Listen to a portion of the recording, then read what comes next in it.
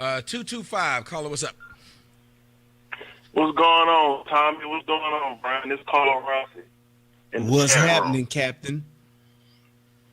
Nothing much, man. Just sitting up here cracking up, listening to y'all, man. I had a question for you, Brian. Mm-hmm. What I want to ask you is, you said earlier when you were talking about like your relationship, and you said you and your wife had a history. Did you know her before she had her first kid? Yes, I did. All I right. did know her. I knew her well. I knew her a few years before that. Like in the Bible right. sense? I asked that. No, I hadn't had hit it yet. I'm just asking.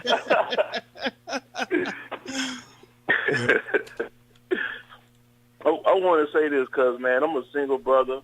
I don't have any kids, and I run into the same problem of dating women, and they have kids, and typically the women that don't have kids that I try to date, it seems like they the hardest women to date. But later on, if a woman have a kid, if I try to mess with her in college or something, she'll come back, like she available and she want to see what's up. So in a certain way, do you feel like you wouldn't have gave me a fair shot when you had no kids? Now that you have a kid, I get a fair shot now? Well, I would say this. First of all, how old are you? I'm 36. Okay. All right. So you almost at halftime. Yeah. So I would say one of the things that and this is always pretty much my advice when you are having like difficulties. When you having difficulties meeting those women, because at the end of the day, you can get the type of woman that you want. It's all about your environment. So it's like where you meeting women, the women type of women that you going after, and even in some cases, the type of background that these women come from culturally, man, you have to change that up to try to get what it is that you ultimately want. You got to be willing to step outside that comfort zone to find some different type of woman. Because at the end of the day, if them ladies that you chasing the same type of ladies and they just ain't feeling you, then change up the game, man. Change up the game, go to a different league, go to a different ball field, go to a different area, whatever the case may be. But that you have to be willing to change. But he was asking you a specific question. And that's why I did the LT dance, because that is a curious question. I know it might be personal. You could say it's too personal, but he was asking. And the caller can tell me if I'm wrong or not. But he wanted to know, do you feel like if she hadn't have had the children, you wouldn't have got the chance? Because that's why he was asking you if you knew her before she got any kids. And when you said yes, he was wondering, do you think her having kids played a role in you actually getting a chance? Like when I bought my first car, because it had so many miles, that's why I was able to get it. Okay, my bad. Yeah. So I would actually say it wasn't just her kids. It was just her life. So, and she's even said this, several times, the shit that she went through and the things that she experienced in her life before we got together, it put her in a totally different space. She basically learned shit the hard way from dealing with different type of niggas. From ain't shit niggas to having a kid and having the responsibility of a kid. Those type of things did play an effect into how she approached me and the whatever you want to call it, the chance I got. I tease her often about how, when we were younger, she wasn't feeling me that way. And to my own fault too, I wasn't as strong of a man as I was then, as I am now. I wasn't the type of dude that come up to you and was that confident to where I could, pull any type of woman that I wanted to. That came later on. When I was in my early 20s, I wasn't that dude. So I was different, and she was different too from her experience. And therefore it put her and me in a space to where she could appreciate who I was as a man. And I could see what it is that I wanted in her as a woman. And she had that, because at the end of the day, even though I wanted her and I had a thing for her, if she wasn't what I wanted, then we wouldn't have got married. Absolutely not. So did that answer your question? That does. But before she had any kids, you tried to date her, and she wouldn't date you. Yes, I tried to date her, and I tried to get with her. I tried to do all of that, and she did not. She was not feeling me at that point. Absolutely not. I mean, she was 19 years old when this went down, but at the end of the day, she still wasn't feeling me. Period. Point blank. Then at the end, what happened at that point? She actually got with somebody else, had a baby, got married, and at that point, that was pretty much the end of it. And it wasn't some 13 years later that we even started talking again. Well, that's all right. That answered my question. Yeah. Why so is I don't believe that. Was, I mean, and at the end of the day, the bottom line, I don't believe that if she didn't have that kid and she didn't have the things that went on in her life happen to her in that life, and she was just been the same, fine chick that she was, 5 or 10 years later, then there's a good chance that we may not have been together. We probably could have maybe went on a date or something, but it wouldn't have been to where she was able to appreciate me for who I am, and I was able to do the things that I did to get her because I was much more confident in who I am. I was a cold ass nigga at the end of the day when I met her again. I was a totally different stud. I was that dude, and that was attractive to not just her but other women too before we was dating. Because I mean, and to that fact too, when we got together after we got back in touch, I was married and was coming out of a divorce, and I had dated several other people before we got back into it. Okay. Why is it that this is what I don't understand? Why is it that women, just like the last caller, and I want you to chime in on this too, Tommy. Why is it that women always try to make you feel like when they have kids, they try to make you feel like, hey, I'm the best choice for you, or I'm the right person for you now because I done been through this shit. I done had this kid. I know how to appreciate. And as men, why do we just be like, okay, I'll accept that? Why don't we just be like, man, you fucked up, you made your mistake? Why don't we shun that kind of behavior and shun the women so they won't keep doing that kind of stuff? Oh, I've been asking that because we reward them. And I'm not trying to say these women shouldn't be, because they may be good women who just had children. But if we're rewarding it, I just don't like the idea that it's so many men, especially in the black community, that are taking care of children that aren't theirs. They don't get to start their own legacy. Exactly. So that does not sit well with me, because I believe right now in the black community, there are more men with children that aren't theirs than there are men with children that are theirs. And that's sad. Just think about it. There are more men who live in houses right now with children that do not belong to them in the black community than there are black men living in houses with children that do belong to them. And that makes no sense. That doesn't work anywhere in the animal kingdom. Let me ask you, why do you think we do it? Why do you think we reward these women for having children by several different dudes? Well, I think number one, they're easy to have sex with. And when we get involved with them and we end up having sex with them, and we know deep down inside, like, this really not the best choice for me.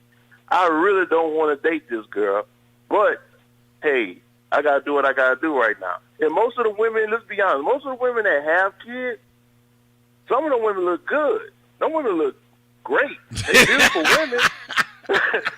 I wouldn't have had a chance with them if they ain't had no fucking kids. Yeah, that's what I was about to say. I've said this on several shows. I'm like, you think I'd have been fucking this fine-ass bitch had she not had a couple kids by Ray Ray?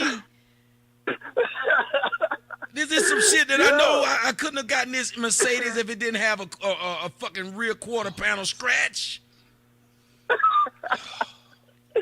No, I feel what you're saying.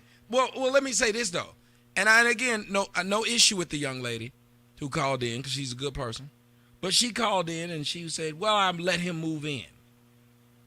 Well, that's what happens with a young man. You let him move in, but you had two basically teenage kids when you let a basically teenager move in. Let me tell you something.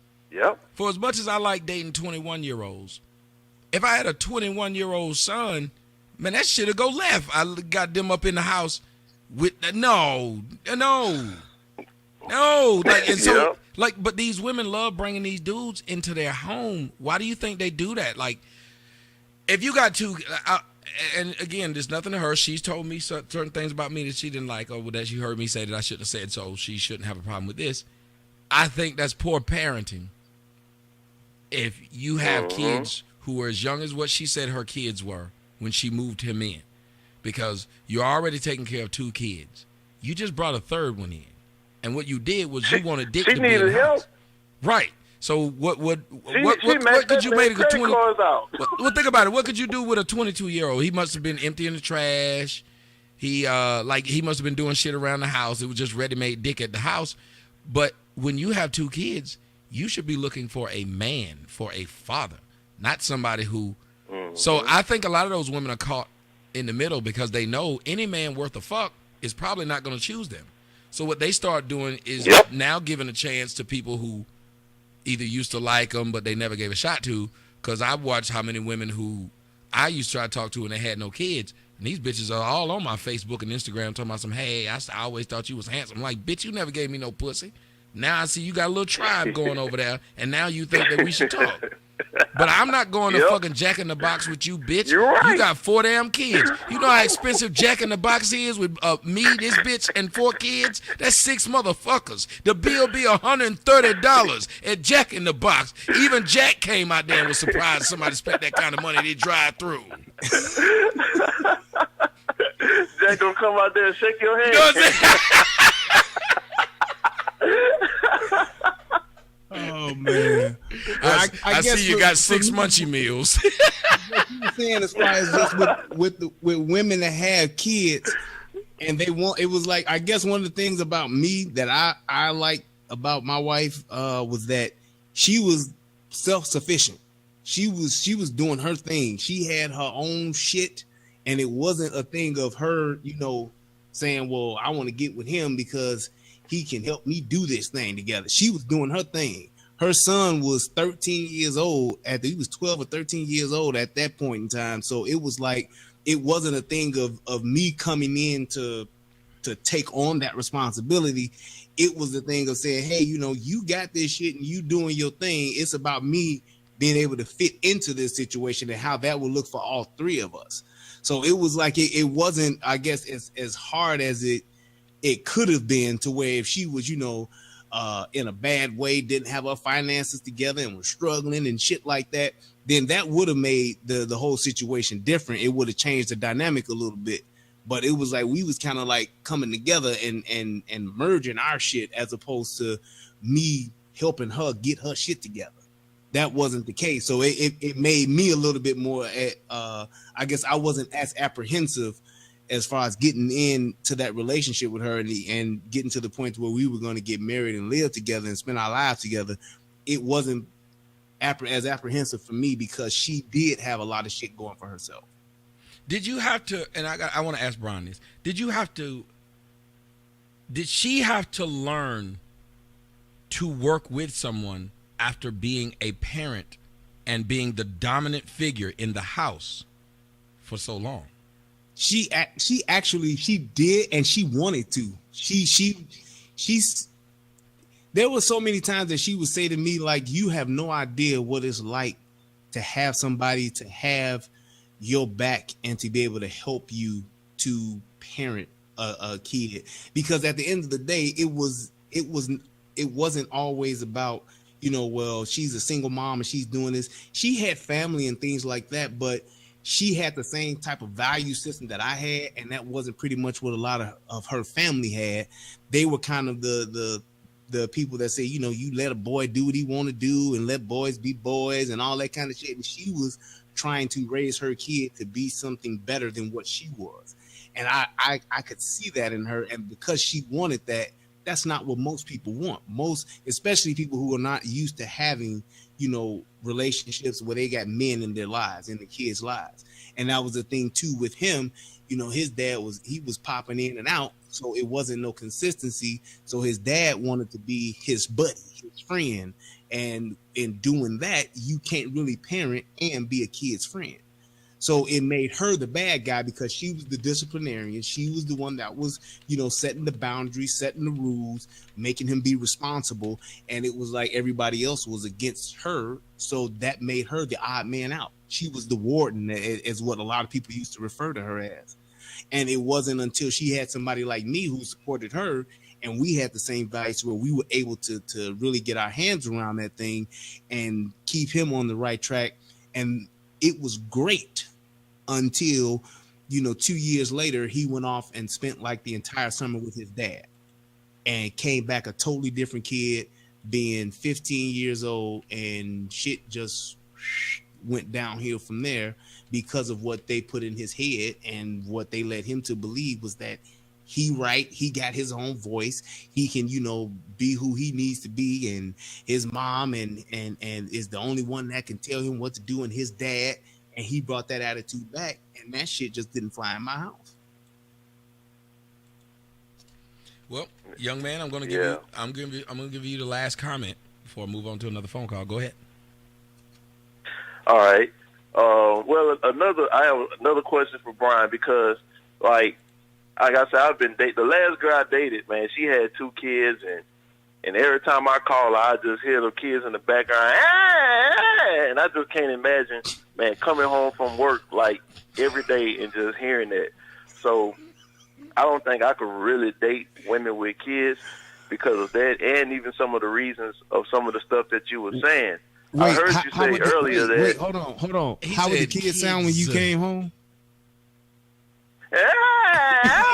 Like a dinosaur or something. I think it's saying like they try to change, like they try to crank up a chainsaw. That irritates you. Every time you're on the phone with somebody, you hear kids scream and holler in the background. You don't make them go sit in the room and read a book or nothing. They just hollering all the time, man. And that just deterred me big time from it. She was very, very beautiful lady. Probably the prettiest lady I've ever stuck my penis in. But I had to walk away. I had to walk away from her, man. You say you are the most beautiful woman I've ever. I'm gonna say that to a bitch. You are the most beautiful woman I've ever stuck my penis in. I mean, my penis has been in some lonely, dark, ugly, dank areas. This is probably the most clean pussy I've ever. Let me make sure. Yep. This is the best. He said, my penis has been in some bad places. My penis has been in some dungeons. I put my dick in a pussy one time and came back with a third of the dick missing. I was like, oh my God. What about the opposite end of that? You know what, bitch? Your pussy. A tree started growing on my shit. You know what I'm saying? My dick has ever been in. My pussy was so bad one time, I just had a scab on my dick for 3 weeks. It was a horrible feeling. Baby, you are so much better than that lady. Oh my God. Like, what would the woman do when you say that to her? Like, this ain't no compliment. Oh, man. Man. Yeah, but I think that pretty women know that. My dick has ever been in. No, listen, pretty women know that you women fucking. Look at your ass, they be like, you ain't never fucked no bitch. No, like I'm telling you, I think it's some women that know this the best pussy you done had. Like, they look you in your face like you never been with a bitch as pretty as me. I can tell your lame ass have never had no pussy like this. And then they start fucking with you and talking shit to you. You like this wet pussy, don't you? You don't know what to say to the bitch. Yeah. He take his hat off and hold it in his hand. Yes, I sure do. Yes, ma'am. This is here the best. And the women look at your baby mama and they know you ain't never had no good pussy. I see the bitch you got kids by. Right. Y'all niggas gotta watch that shit too. Your new girlfriend will break up with you and she find out she looked that much better than your baby mama. Wait a minute. Oh, man. That's who you got a kid with? I'm out.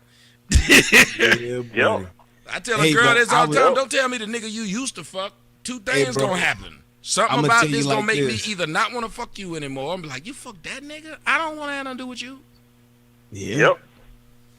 But I would tell you like this, but bro. my question though, do not look for a woman that got kids, man. Don't look for it. Nope. You have to let it be a perfect situation for you. in order for you to even consider it, dude. If one thing ain't right, don't do it, bro. Because at the end of the day, most of the time, it's gonna be just what you said it was. Kids in the background talking about ain't reading no books, ain't getting raised right, and you gonna be right. Because I be done told you to put them motherfuckers to bed. Like, I would be a horrible stepdad. I know I would, because I've been said some out of line shit. I know I would too. Right, I been called your little kids stupid. These some stupid motherfuckers, just like they daddy.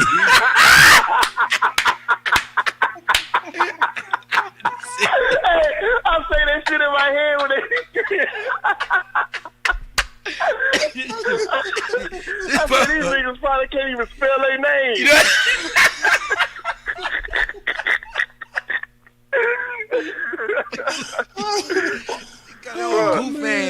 These are goofballs. And I'm asking you these questions, Brian, because I look at you as a man that's in my position, that was in my position, no kids.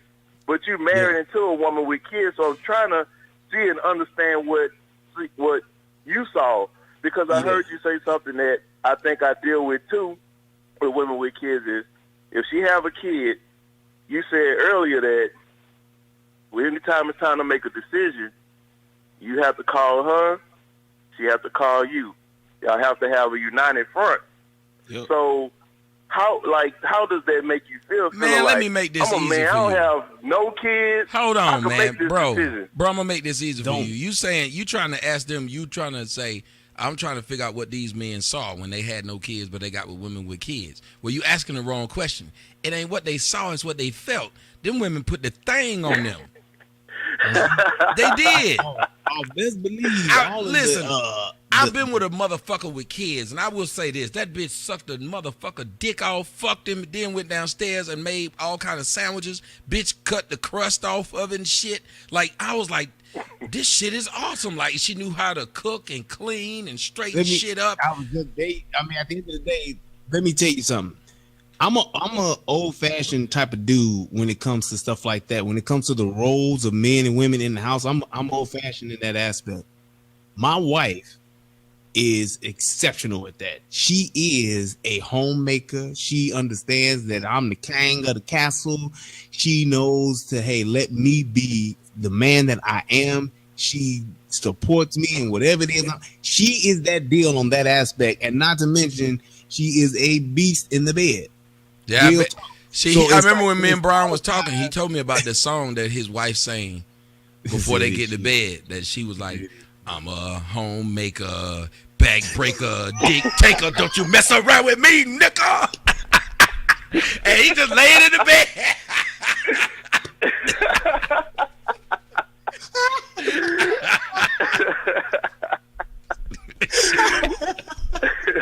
Y'all ladies better learn that song. Start singing it to y'all niggas when he get to bed, tie his ass up.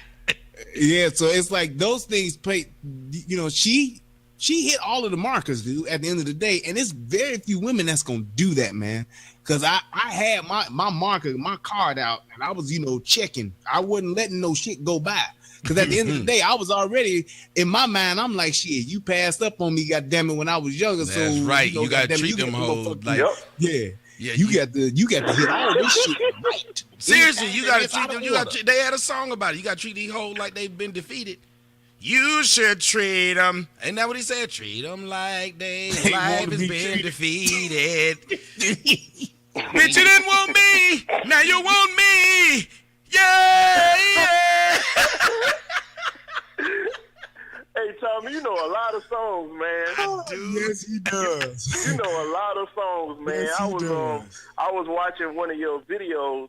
It was like a classic ether beat. It was like your classic ethers. And you sung this song, take a look at your girlfriend. You know what you got? Remember that one? I remember that ether. I thought that nigga, take a look at your girlfriend. She's the only one you got. Man, I didn't know that was an Australian song, man. I say, how the fuck coming to all these damn songs, man? Said not much of a girlfriend. Jukebox, nigga. That was tickling me. What I told her, I said, not much of a girlfriend. The bitch look like an Autobot. Da da da da.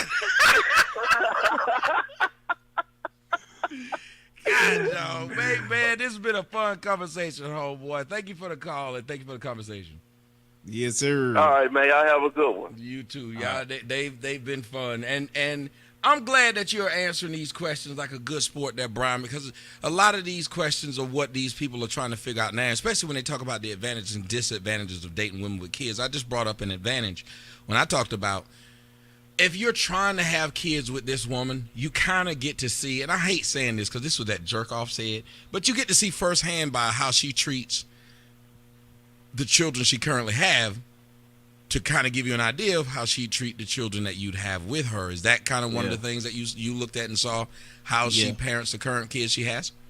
Yeah, and I guess the biggest thing too, she's a great mom, man. At the end of the day, but I would probably say her best attribute as a mother is that she realizes that this shit is a team sport. It's not about just what I want to do and what she want to do. It's about us, and it's about her trusting me enough to follow my lead. And I'm telling you, man, that is like paramount. We don't have that problem. When it comes down to it, she definitely knows how to trust me and let me be the man, or like I said before, be the king. And I respect that. So it makes me want to make sure that I'm making the best decision and doing the right things when it comes to decisions that I make for us.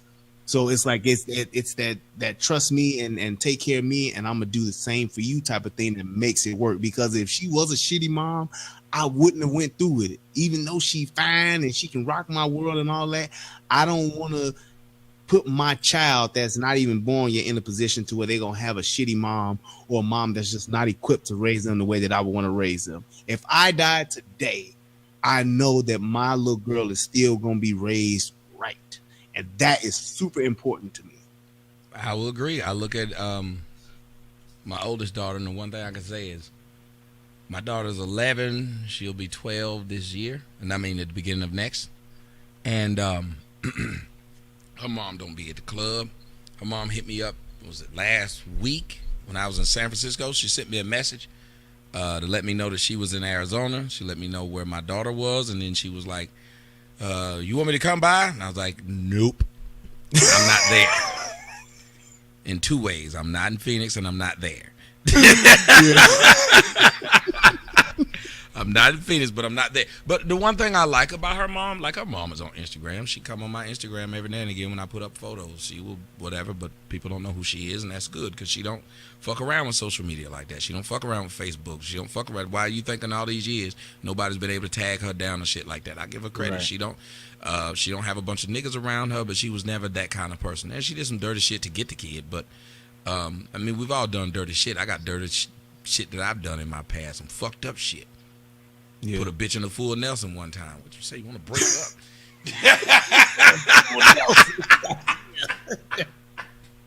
I was kidding. I was kidding. I was kidding. Shake, rattle, and roll. I'd have put a bitch in a camel clutch before. That's what I'd have did. I'd have did some fucked up shit. You know one time I came home and honky tonk man a bitch. I've done it. I'm not proud of it, but I've done it. You know what I'm saying? Hey, look, hey, these are all things that have happened in the past, motherfucker. You cannot make me feel bad for my past life. I survived that shit. I should be able to tell these stories with pride. Anyway, but a lot of what they had talked about, especially when you walked away, and I'll let you answer this before I answer another phone call, the idea that so many black men have not started their own little fiefdom. Mm-hmm. How did you get over that, or did that even play a part in your thinking? Hold on, wait, let me write down fiefdom so I can that word. We didn't start our little context. I'm gonna try to use the context clues around that. Our own little I'm the father, these my kids, this my wife, right. This is all mine. I built it. The majority of us black men there are more black men living in the house with kids that are not theirs than there are black men living in the house with kids that are theirs. And that's a bad thing, I think. Did you consider that part of it, that you will start off being the steward of another man's children before you even have your own? And even when you have your own, you're still outnumbered. Yeah. Yeah, I thought about that, and I guess one of the biggest things about it was that, I mean, in that time when we were dating and when I was hanging out with her son, we were so fucking cool. It was such a good relationship that we had, to where I really just it got to the point to where I didn't think it would work. I knew it was gonna work. I was like, man, this is gonna be awesome. I was like, me and him get along great. We have a good time. We have fun when she around. We having fun when she ain't around. It's awesome. And it really was, like I said, until I honestly will believe, and will just take this to my grave. I believe it was the fact that we got along so well, and that he didn't have anything bad to say about me, that his other side of the family kind of made him feel bad about that, because I wasn't the dude that was all, he trying to be your daddy. He couldn't say that about me. And I believe that they made him feel bad and put him in a position and manipulated him to where he felt like he had to choose. And at the end of the day, I will never be mad at him at the fact that, you gonna choose your peoples.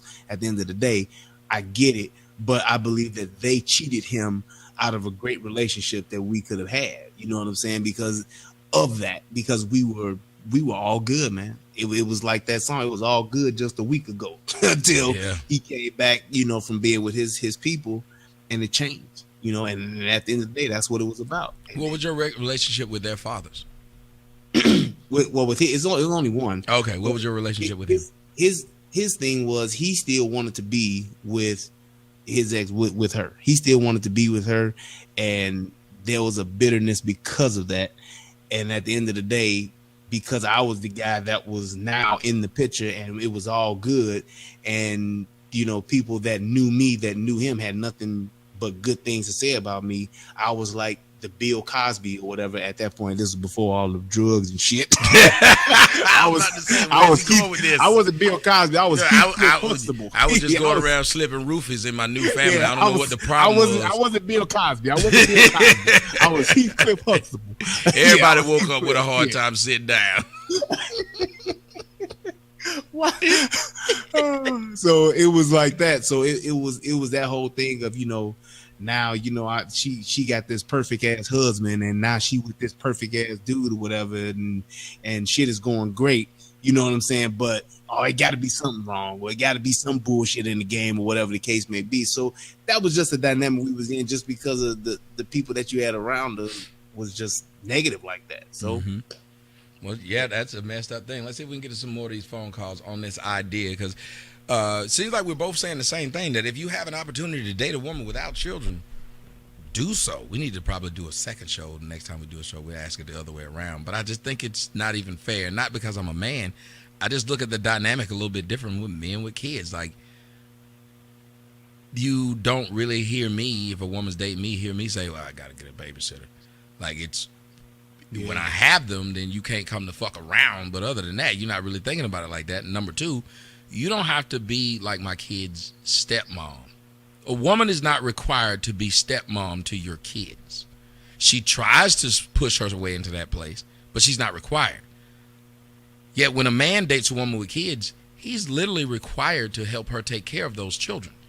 He's required to be some type of man in those children's lives.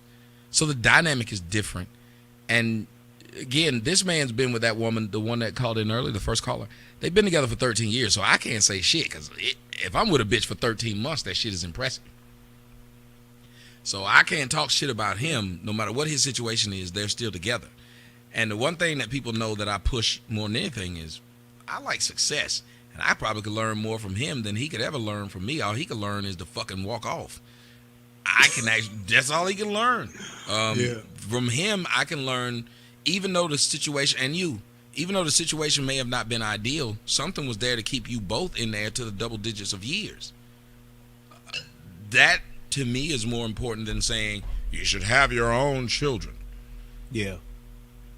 Can you see where I'm coming from in any of that? I think that there is a small percentage of men who are capable of being a stepfather, just like and for women too. But I think more so of men, because we are so accustomed to in our culture and just as black people, we are accustomed to women already having children. You're more. It's not shocking.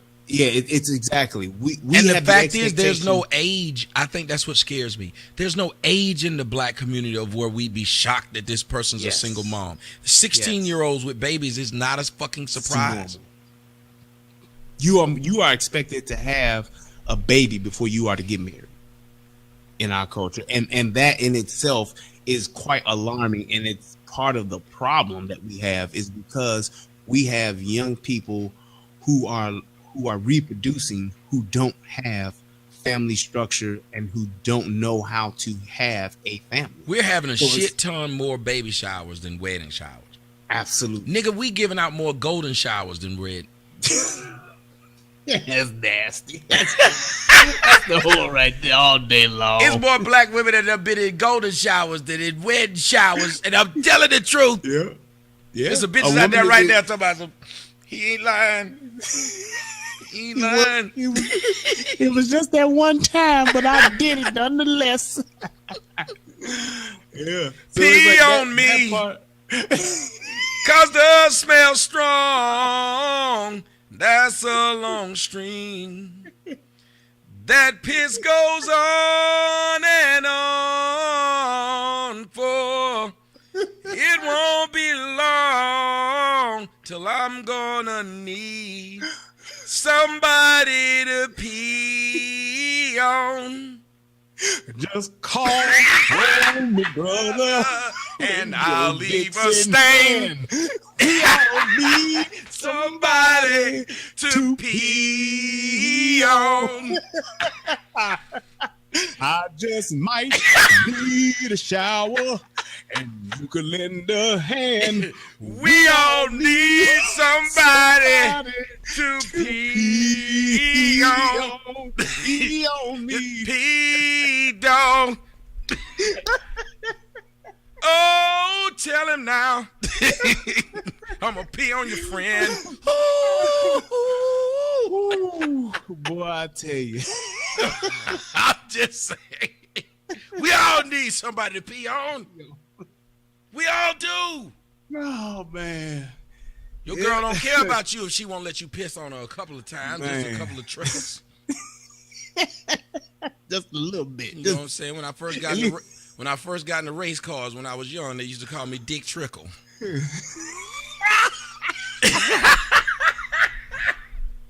That nigga in it with the days of thunder. You know what I'm saying? Y'all know there really was a car driver, racer called Dick Trickle. That was his name. Wow. Dick Trickle. Anyway, let's see if we can get some more of these phone calls on here. Maybe Dick Trickle will call in. I think man. Dick Trickle died.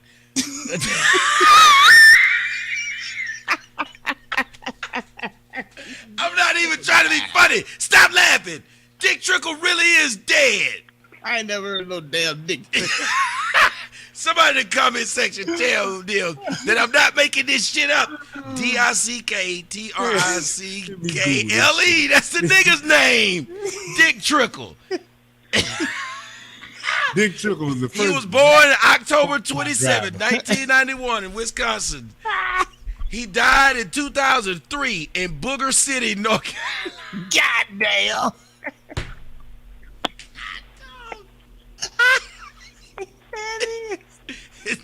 His first win was in 1997 Galaxy Food 300. To the no. Dick Trickle. Dick Trickle. I'm not lying to you. These people know. They ask her, they see the people in the thing. Somebody say he's not lying. This nigga named Dick Trickle. Shit you not. Dick Trickle, nigga. Man, that's insane. Matter of fact, for those who wonder, I'm gonna go ahead and see. I'll probably end up doing too much. Every time I try to do too much, the shit go left. You don't know it every damn time. I say, well, look, why don't y'all watch this? And the whole thing shut the fuck down. There you go, right there, Dick Trickle. He used to drive the Highland Myers fucking Chevrolet. You look like it's Dick Trickle. How did we get here? I don't know. Just random trivia, dog. Random trivia. Stop being mad at me for random trivia. You didn't know it. Now you fucking do. Dick Trickle is a racing legend. Yeah, right. That's fucking right. Seems like people enjoyed our duet with the P song. We might go have some people out there singing to their girlfriend. We all need somebody to pee on. 314 caller, you're on the air. Random trivia. Stop being mad at me for random trivia. You didn't know it. Now you fucking. That nigga sound like an angry old man. Yeah, I'm about to say, you ever hear yourself and realize that you sound like shit? Like, I was like, why am I talking like that? Who's that angry old motherfucker in the back? And the caller's laughing. What you laughing at, caller? Oh, what's up, Tommy? What Tommy, what's up, baby? Tommy, check it out, dog. Go ahead. I've been trying to call you forever, man. Let me turn off my fucking computer, man. Listen, I've been calling your mods, man. I've been calling it. Listen, I've been on the comment section, right? And Brian had to take a fucking break when old boy asked him a question. Brian was sweating, wasn't he? They put Brian on the hot seat. Brian said, "This show ain't supposed to be about me." Hey, man. I started sweating and shit. Hey, you said, I was just going to say that. You said what you want. I said, Brian had to take a fucking break. I said, Brian is a simp. He's sweating and shit, wiping his forehead with his white rag and shit. Your fucking mind fucking put me in timeout. I made a choice. I said either these niggas gonna just talk about me because I'm about to get up and it's gonna look suspect, or I'm gonna piss on myself. I'm a grown ass man, dog. I can't piss on myself. No, I refuse to piss on myself. So yep, say whatever you want to say, call it whatever you want to call it. I came back and answered. But nigga, I'm sweating. Brian, I love you, man. These motherfuckers act like they don't understand how we clown each other. We act like we don't know how to fucking clown each other, man. They fucking mods, fair play, and fucking just jab motherfuckers. They put me in timeout for clowning us. They said I can't fucking say simp. You fucking kidding me, man? I can't say simp on a fucking Soto Nation show. Are you kidding me? Maybe I check these fucking mods, man. They go way too fucking far. Look, man, I try to tell them sometimes they can calm that down. You know, I try to tell them, but it's fun at the end of the day. Our mods are trained assassins, Tommy, I love you, Brian. I love you. Tommy, I've been with you, man, since you've been in that motherfucking front-ass room with black boys rock on your wall and shit, your ugly-ass, green-ass plant. I've been rocking with you, baby. What do you mean? That plant was not ugly. Hold on. That plant was not ugly. It was ugly to me, but it was pretty to you. But if you like it, I love it. I'm down with you, dog. I'm a motherfucking Soto disciple, bitch. Hey, I wish I could have been up in New York with you, man. I would have broke that nigga in that red shirt down. I got a lot of y'all niggas saying what y'all would have did. But Tommy, look, it's your fucking fault. You don't let us know where the fuck you at. Everybody knew where I was. Hey, look, Tommy, watch this. Tommy, watch this. I'm from St. Louis, Missouri. I was down there doing the Ferguson Mike Brown shit. I didn't see you, but I was surrounded by a bunch of niggas. You know how it was. Yep. Niggas everywhere, looting shit, breaking shit, running up down the street. We was in Ferguson. I stayed in Ferguson, Missouri. Oh, he want to know what part of St. Louis? Ferguson, Missouri, 63135, nigga, the Lou. Oh yeah, y'all niggas just got internet like 2 years ago. Yeah. What'd you say about St. Louis? I said those niggas just got internet over there like 2-3 years ago. So yeah. No, it was about 8 months ago. About 8 months ago, we got 8 months ago, yeah. The motherfuckers they got a sign in St. Louis that said running water since 2013. That niggas just saw a Comcast truck for the first time. Hey, listen, I have no problem letting everybody know. We started backwards in St. Louis. You know, we got to catch up to California and New York. But when we catch up, niggas, it's on, baby. It's on. Hey, Tommy and Brian, I love what y'all doing, man. I ain't trying to hold you up. I called in. I listen to your show all the fucking time. I only called in because your mods, man. Right. Your fucking mods, man. Come on. Check them bitches. And everybody in the chat gonna tell you, check them bitches. You can't say fucking Sim. You can't say shit. You can't tease Brian. You can't tease Tommy. You say anything about fucking Tommy. Tommy talks like everybody in the fucking world. You say anything about Tommy. Oh, you blocked.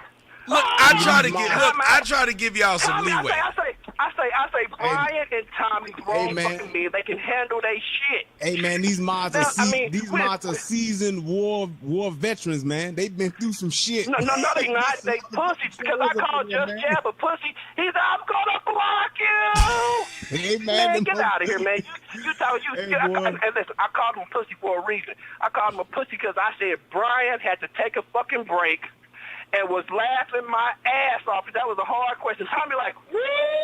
So I make it off. I was rolling. And Brian, you grabbed that fucking towel, patting your forehead, rubbing your eyes and shit. Man. I'm like, I told you, I understand his wife can probably hear that shit. Nigga, you better answer that motherfucker right.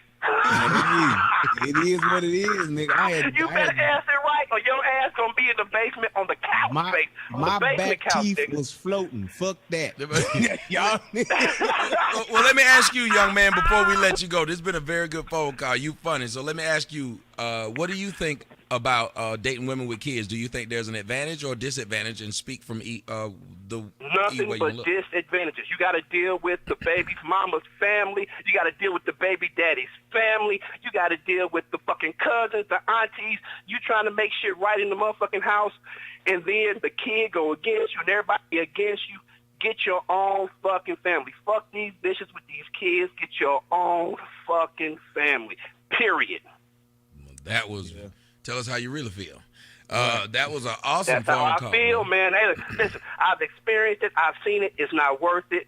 Listen, you niggas beginning to fight with baby daddies. Not one baby daddy, two baby daddies. You got to deal with 2, 3 baby daddies, fucking families. Are you serious? Yeah, that's when I don't think I can. I don't think I can. Black man worth anything. Wants. Here's the question. Wants to deal with a bitch with kids. Who says, you know what, dog? Me, you, Brian going out tonight. Yo, dog, I got to find me a bitch with some motherfucking kids. Have you ever heard that? Fuck no, you never will. Well, a nigga that need a place to stay, and that's what's shocking me, that so many of these women with kids end up having to let a nigga live with them. I'm not going to settle. You know how women say, I'm not going to settle? Why are our men fucking settling? Don't settle for that shit. Get you a woman with no kids and build your fucking family. Tommy say legacy, build your own fucking legacy. Have your own family, your own kids. And if you and that woman break up, go to the next woman with no kids and start another family. Yeah, I want to be about the Bruce. With no kids. Like, look at Bruce Willis. Look at the difference between Bruce Willis and the woman he was married to that ended up marrying Ashton Kutcher. I can't hear you, Tommy. I said, look at Bruce Willis. Bruce Willis ended up leaving that fine-ass Demi Moore.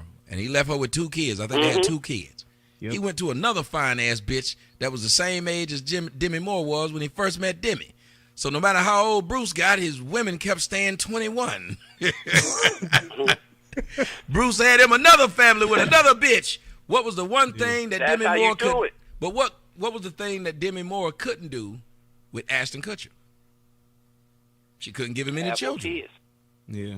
There it is. And I told people I said that's eventually gonna fuck with him, because all of his friends are gonna be like, me and my wife are expecting our first kid. That shit's gonna look weird to him. And then the fact that he's almost the same age as her older daughter, the oldest daughter. I think her name is Rumor. She has one name Rumor and one name Scout, and I think Rumor's the oldest. I said, there's no way he's gonna stay with that woman, because it's a fucked up feeling to hear all your friends talk about how they're starting a family, and all you can do is take care of this bitch, Bruce Willis's kids. Like, that's all you can do is keep walking around with Bruce Willis's kids. Hey, Tommy, can I say one more thing before I go? No. Go ahead, bro. Hey, Brian. Never let him see you sweat, nigga. Hey, man. You right. Hey, congratulations. Hey, congratulations, nigga, on getting that AOL dial up. I'm proud of you, baby. Y'all have a good one, man. You too, bro. I love you, Soto Nation. Y'all be good. Good job, man. Good job, young man. I like that's what when I have fun. I don't never get no people with that kind of energy during my own damn show during the day. Like nobody, them motherfuckers call my show sound like they are cracked out. I be like, I got the fucking worst audience ever. Hey, Tommy. Oh man. Been calling you for months. I've been on hold for 2 weeks. Hold up, man. Can you hear me? Okay. Can you hear me? Yeah, that be like, God, That's it. I just said, hey, you on the line. Hello? I just try to make sure you can hear me. Cause I've been listening to you for some years now. Can you hear me? Like, oh my God. I be sitting there like, man, just hang up. Just hang up. Tommy. Hang up, man. Go to the next one. And I be letting them sit up there and get me upset and frustrate the shit out of me. God, this nigga just frustrated like fuck. But I'm able to argue with this nigga. Yes, I can hear you, motherfucker. What? Yes. Don't get upset. I just couldn't tell if you couldn't hear me because earlier when I heard somebody, can you hear me? You bastard, you. 210 caller, you're on the air. Hello. Go ahead. Sotomayor? Yes.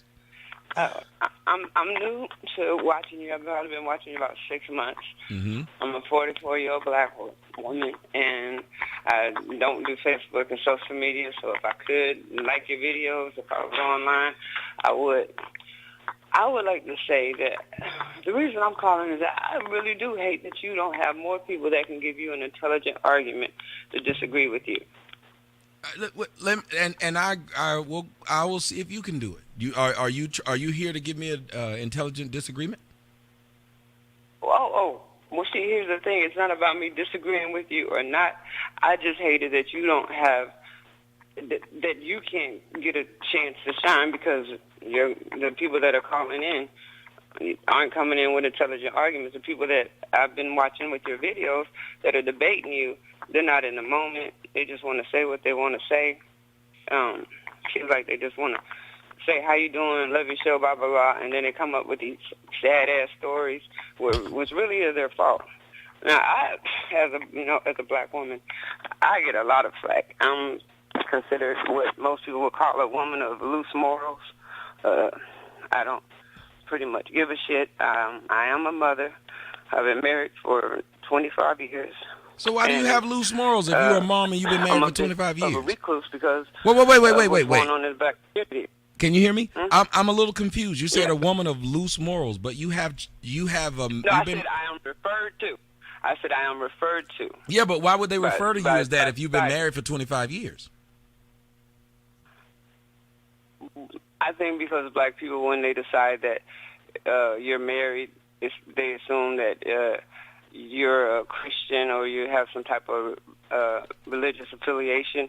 And I am legally married. However, I don't see much difference between if you want to jump over the broom, if you want to have a church wedding, if you want to light candles, whatever. That's two becoming one. So when I say I'm married, they try to put me with those labels that don't apply.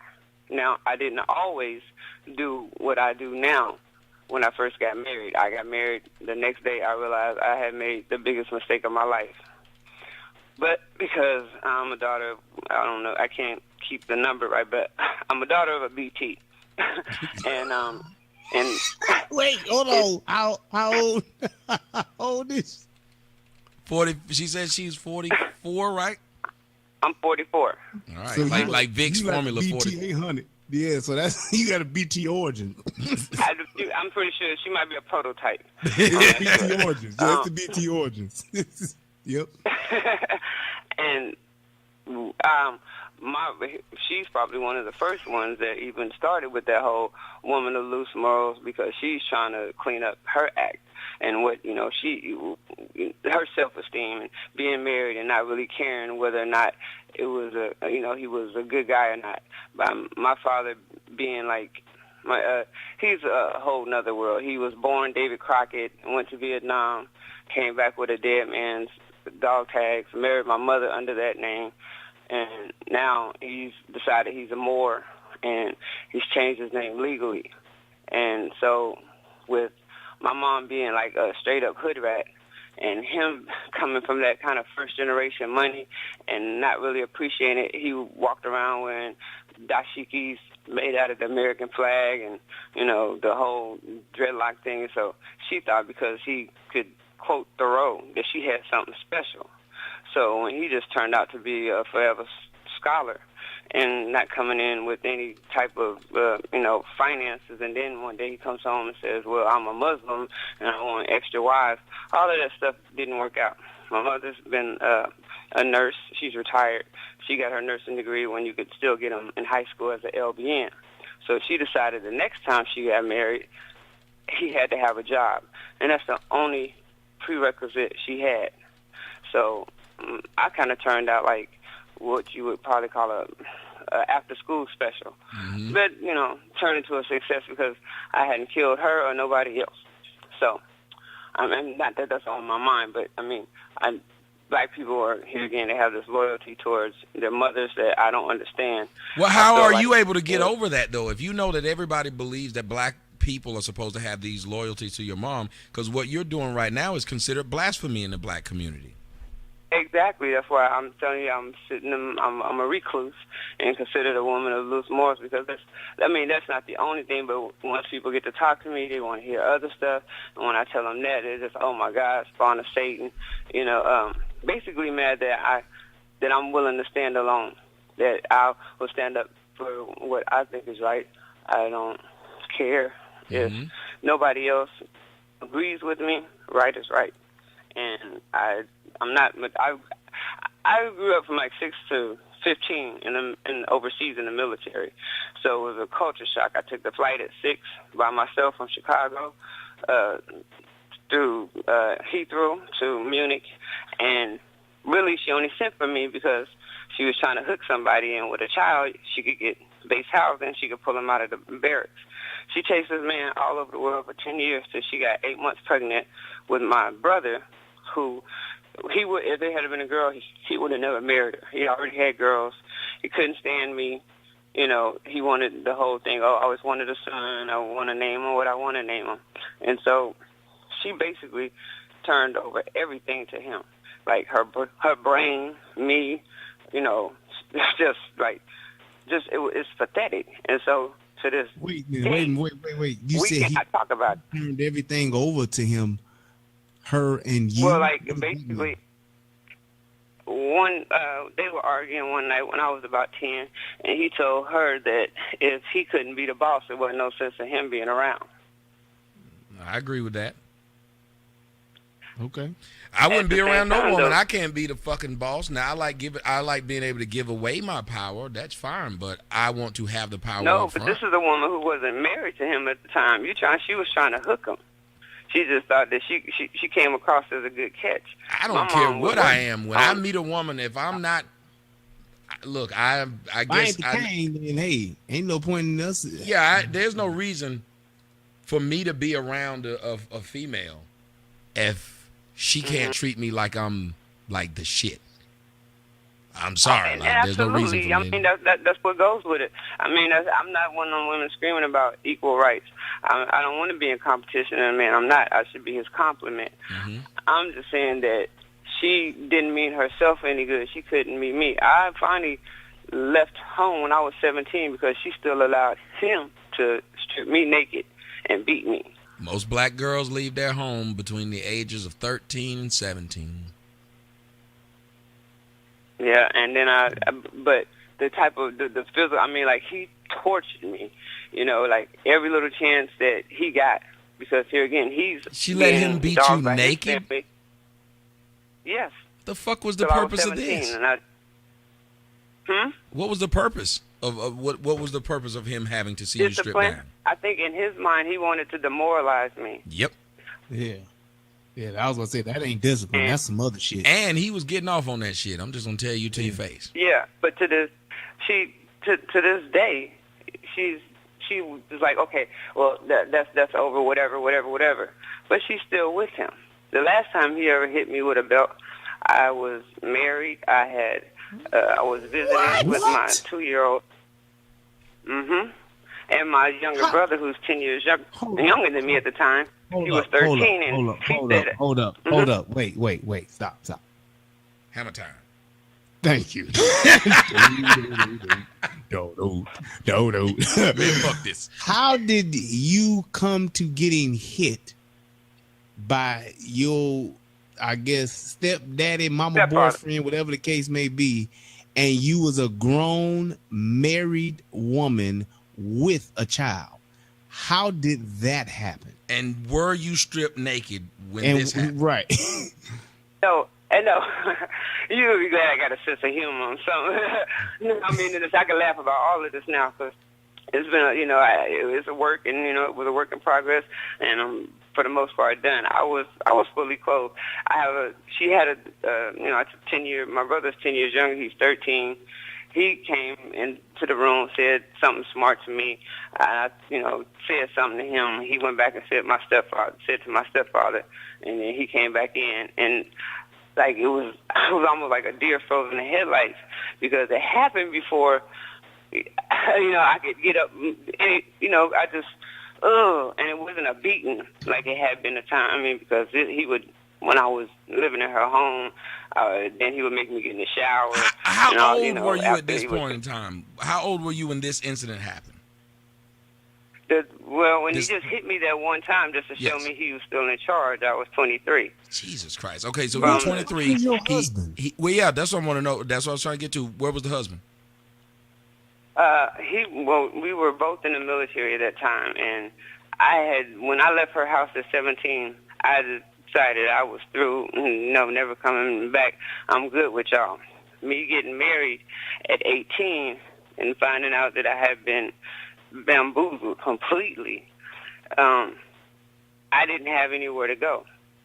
So we ended up going into the military. I was just trying to make it. He had to go overseas, and I was with a new baby, and I was just scared. So I took leave, came, back to her house. So he wasn't around, is what you're trying to say. Right, that's what I'm saying. So yeah, we were just trying to figure out. You got to shorten the story for us, dear. Oh, no. It was he was just in the military for like 6 months, right? I had to leave to like 2 or 3 days after I had her. And so I immediately got on a flight and flew back to my your husband was overseas when you got hit by your stepdad? Yeah. All right. What did you do? Like, what happened after this hit? Were you just so surprised that you just like sat there, or what happened next? I was surprised, and I just sat there, and at that point, like, I had never think that would, that would ever happen. But I had gone and through enough with them to where I realized that no good was going to come of me saying anything about it. It was just like, got to pack up my stuff and, just when it's time, in another week, try to stay out of his way. And, I mean, that's all I could do. So wait a minute. This dude whacked your ass with a belt. You 23 and you didn't say shit for the rest of the week, and then you left? Yeah, it couldn't. It wouldn't have done anything but got worse. Shit, do some of that goddamn combat training you took in basic and whoop that whole motherfucker's ass. It had been made to me really clear as a child that basically on that, I brought you in this world, I take you out. That he came before me. I was an athlete. I mean, I'm still an athlete. But and in school, you were in the army. You was in the army, right? Mhm. And that means you went through basic. Mhm. So you know how to shoot that M16 or that AR or that M4. Mm-hmm. You know how to do that then, right? Mhm. Okay, that's all I was saying. All right. No, I mean, but you gotta say this was a culture shock for me coming to the United States. From when I first came back to the United States, I was 15. I was married by 18, and the day after, I had never heard my husband raise his voice. I had never heard him, curse or anything. He was 17 years older than me. The next day, we were outside, and I said something about how his son was misbehaving, and he stole on me and broke my jaw. Now, up until 18... This was your husband? Of course, you've been in college. Yes. Okay. All right. I got you. So, up until, at 18, I still had my my military ID. I have to get that up when I, got married. My family had already told me, don't do it. But I'm not listening to them because look what y'all been happening to me. Y'all just don't know. Let me ask this question. I think this is the most important question that I want to know now. This is some 20 plus years later. Have you or are you currently in therapy?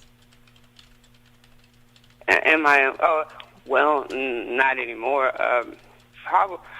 When I finally got the nerve to like get mad enough and do something, like stand up, when I was 36, I ended up in a fight with, my husband. I took a pocket knife and I poked him in the leg with it, and he threw my ass in jail behind that. Yep. So what I'm saying is, since then, have you or are you currently in therapy? No, I did 5 years of therapy after that, and then in the middle of that, my doctor was having sex with patients and got disbarred, and I haven't been able to find anybody that will accept me. If they take my age, then they don't take my insurance. If vice versa, if they take my insurance, they're not taking anybody over 25. But that's not what I'm tripping about. First, I want to say that I care about black men. I've heard you say that. I care about black men. And the reason that all this shit is going on is because black women are to blame. No matter what a man is doing, how raggedy, how awful, that he's doing, he got it from a woman. He got it from his mother. This is generational bullshit being passed on. And you can't fault them, man. We're the first teachers. We got 10 months to get our shit together. And that doesn't mean that you have to have everything squared away financially and this, that, and the other. But you should have your mind and spirit right. And black women aren't doing that. All this shit is their fault. Well, and I'm glad that you've admitted. I'm glad that you've admitted that I am right in my speech and thought process. That is awesome. But I'm just shocked that. Why is it so difficult for black women to admit what I'm saying? Because the low self-esteem that they have, I can't think of any human that doesn't want to have some type of social status or standing. Not everybody has to be the president, but, just that whole self-worth. And when black people, and I'm calling from Texas. I'm not from Texas. These niggas just found out they got free. Black women don't have any self-esteem historically in this country. So when we didn't group together, men and women, and free ourselves, we would just let go. So we have no idea of what it takes to work together as a group to come from up underneath people that are oppressing us. Because of that, and the country that we've developed in generationally, there has been no one to pick the group up by their bootstraps. And we got separated during the women's rights movement because they wasn't happy. Black men weren't treating black women the way they thought they should be in organizations that they were trying to build a power, so they left. So there's always that divide. It's Jim Crow type shit in 2017. And then we have short memories and we don't care. Like I was listening to you a couple of days ago, and it was black people have this short memory where they forget that when MC Hammer got his his shoe deal, Ice Cube, Ice-T, all of those on TV talking about rappers don't do that. He wrong. He'll sell out. Them same two niggas are making all that same kind of money now. And we don't care. We don't forget. We lost that oral tradition that we had coming over here. So I get upset when black women say, you say the women is black. You've never said all. And if a bitch got half a brain, she know you ain't talking about her. So it doesn't even become something to talk about. I think people's biggest problem with you is they, like 30, 50 years ago, black people would say stuff like, there's certain things you don't say in front of company being Caucasians. Now, they try to act like it's a problem that you're saying it, but it's true. On top of the fact that maybe it was a time where we shouldn't have or couldn't have, done it in front of white people. But now it doesn't matter because we don't care as a group. So if you look at ancient groups like the Mesopotamians and the Assyrians, they're gone. So the Black American pretty much is going to be gone. You're just going to have the clones and the watered down ones, but they're going to be gone, and it makes sense. It's the science of it. This is what happens. This is a systematic generational disease. No, let me say to you, I agree with you 100% that this thing has gotten and it's so messed up because if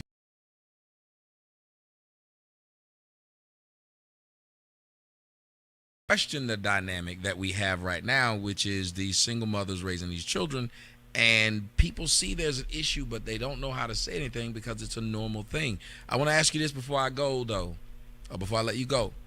On the topic of the show, what do you think about people dating people with children? Women with children. I don't think it matters if he's got his shit together. I'm a traditionalist.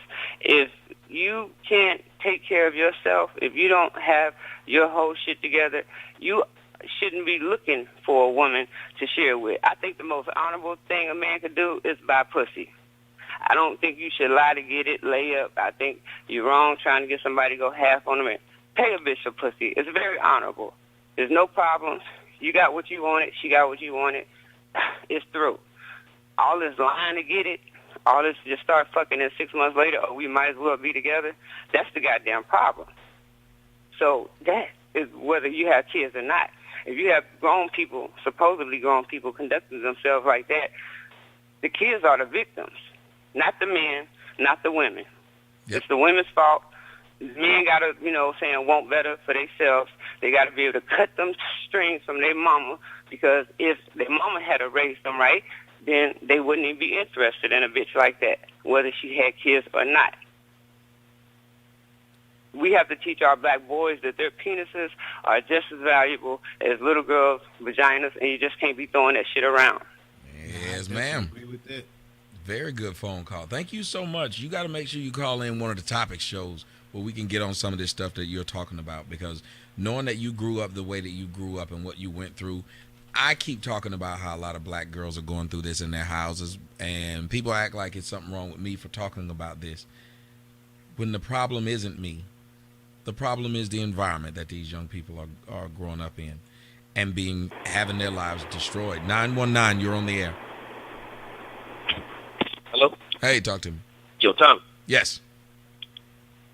How y'all guys doing, man? Y'all have some good phone calls, man.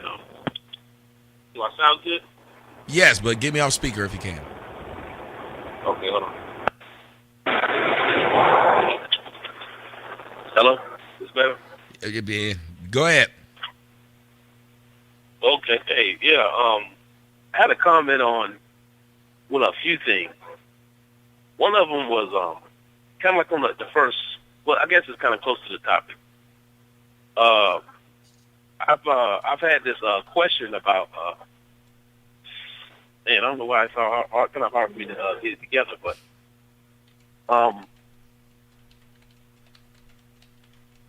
the first call you had with that guy, with the young guy, it seems to me like I keep on seeing with a lot of people that call in, and people who give topics basically the main problem is opinions and people's judgments based on their own perspectives. It's not based on the subject, like the woman, the white lady who called and had her husband, whatever. She was talking about how her my daughters are, they're not scared. They're scared of kids. They don't want to get kids. But the point is not wanting them to have kids. It's the point of them wanting to get married and do it the right way, unlike what you did. It seemed like everything she did was based on her judgment of control and how to get things going in the direction she wanted it to go in. But it's not in a direction that is actually good for you. It's in a direction that you're comfortable with. And it seems like it's just opinionated. It's just like, okay, I'm going to get in a relationship with this young guy, take him from his grandma.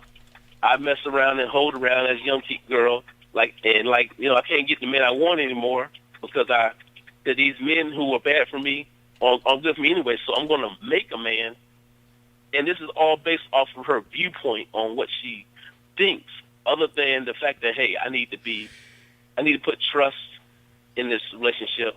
I need to build these structure things up, and it's more based on viewpoints and opinions. So my question to y'all two, because y'all got a good balance between, like, Tommy, he seems like more of the emotional attachment, because he's about kind of opposite of Brian, where he's more about trust and structure and building things up that way. And then there's two different types of love. There's attachment, dependency and things like that. You want a connection, that person care about you to make you feel good about yourself. And then you got, Brian, who has trust and, relationship and how you're supposed to build a relationship correctly. And I was asking y'all two about that opinionated viewpoint that people go into relationships with. And I see that with every from the last conversation, that dude was asking Brian, like, well, she picked you for this reason. You don't know her perspective. You don't know why she said that. You don't know. So it's kind of hard to it's always kind of hard to see my question, but it's like, do y'all think that the main reason, the main problem in these relationships are opinionated viewpoints from outside people? No, from the people themselves. From you yourself, like saying this is what relationship needs to be like, and it's not. But I'm saying, that's what I was asking. Are you saying the opinions of the people involved in the relationship are the problem, or the people outside is the problem? No, the people inside the relationship. Oh, so you're saying, like, if a woman's dating me, my idea of what a relationship how it should go is a problem? As far as if you're looking at it from the viewpoint of what you feel or what you expect, or like say, Tommy, say you want a woman that makes you feel important, because that's what you think is important, but yet you don't want a woman who basically is doing this because you're telling her to. You want her to do this because she loves you, she cares, she thinks you're important. Yes. Well, that's why I would never tell a woman. You want it to be organic. Well, no. That's why I would never tell a woman. Like right now, any woman that I'm dealing with, they should probably stop and think about this. If I have to keep telling you stuff to do, I'm starting to like you less. Because like you said, I want someone who already knows what to and what not to do in a lot of these instances, because I'm too old to be raising an adult. An adult should know certain things to do. That's why I always talk about my ex, because my ex, the one thing that my ex was none of y'all had any, nobody had any way to contact my ex. When my show would be on, she would block people, but she wouldn't interact with them very much. So, because she was like, I remember she used to ask me, like on Facebook, she was like, why are they trying to add me? She would not add them. She would not add them on Instagram, because she was like, those are your fans. Those are your people. They don't need to be cool with me like that. Now, if they met us when we were in public, she would be nice to them. But she never opened up the door for them to feel way too friendly to get at her like that. And I thought that was a good thing. But there's some girls I've had to teach them, and I don't like having to teach somebody to not be overly friendly towards people who aren't. Because like with you guys aren't my family or nothing. You're just people who listen to me on the show. So the last thing I view you as like is you're my family. So whoever I'm dating, and I appreciate that she understood that. Why would you try to be friendly with people if we break up? What, are you going to still be friendly around them? You're going to have that awkward, bullshit? Like, this is my job. Let my job be my job. But you're right. I don't want to have to explain that to a lot of people. And I don't want to have to explain to a woman that I like to feel important. I don't want to have to explain to a woman that if you're going to be in my house, you should probably clean the fuck up. I don't want to explain to a woman that if you see me working for hours, why wouldn't you want to help me out by being like, guess what, bro? I'm going to give you something to eat because you've been working this long. It's like, you shouldn't have to train somebody to do that. So let me ask you then, when is the training too much then? Because I agree with you, but when is the training too much? Like, everybody has to be taught a little bit of how your life works, don't they?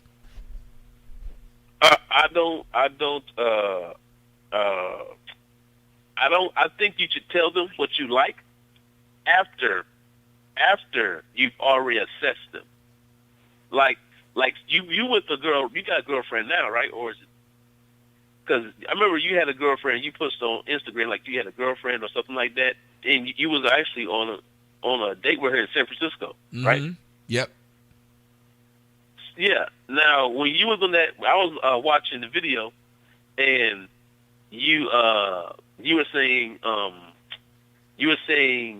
some things like I forgot what you said. You said something, but you told her, you said, "I like a woman who does this. I'm gonna get your body thick later," and you were saying all these things that you wanted, and I was like, "This woman knows, Tommy," and it's like, to me, it seemed like she's just faking it all, and I'm like, I mean, how's Tommy gonna actually get a woman who likes him if he already tells him everything he likes in the woman, and all she got to do is copy? She could be, and I sent you something on Instagram. Well, let me ask you this, Instagram. though. What if you meet a woman and you know she like her feet rubbed, and you may not be a foot rubber, but you don't mind rubbing her feet because you like that woman? Yes, is but it how bad do you know that she likes you? What do you mean, how do I know she likes me? Yes, how do you know she likes you, or she likes you, or if she's just doing it because you like it? Oh, okay, I'll ask the question again. I want to get with this woman. She likes her feet rubbed.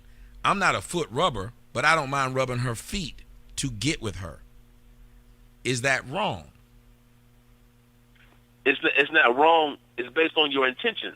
And this is why my intention is to get with that woman. But my intention is to get with that woman. Because why? Because you like her? Yes, I find her attractive. But okay, you find her attractive. But do you like her? Like, hang on for a second and tell me if I'm wrong. I think that you're not necessarily focusing on or talking about the things that a woman may do, but I think you're talking about like the genuineness of it. Is she doing it just because? Yes, that's the point. Or is she actually genuine in her intentions? But I think that's kind of skewed a little bit, because I think what you really are trying to get at is that in our culture, in our race, and in our people, because we've had such a disconnect when it comes to the family and family traditions, the roles and responsibilities have become so diluted to where our women and our men don't know how to do those basic things that they should. So learning, the whole thing of a woman catering to her man, that is a lost art amongst our women. Women are more so, what can you do for me, as opposed to what can I do for you? So that's a different dynamic than them being genuine in their intentions, because if a woman does want to please her man, but she doesn't know how, then there is going to be some trial and error.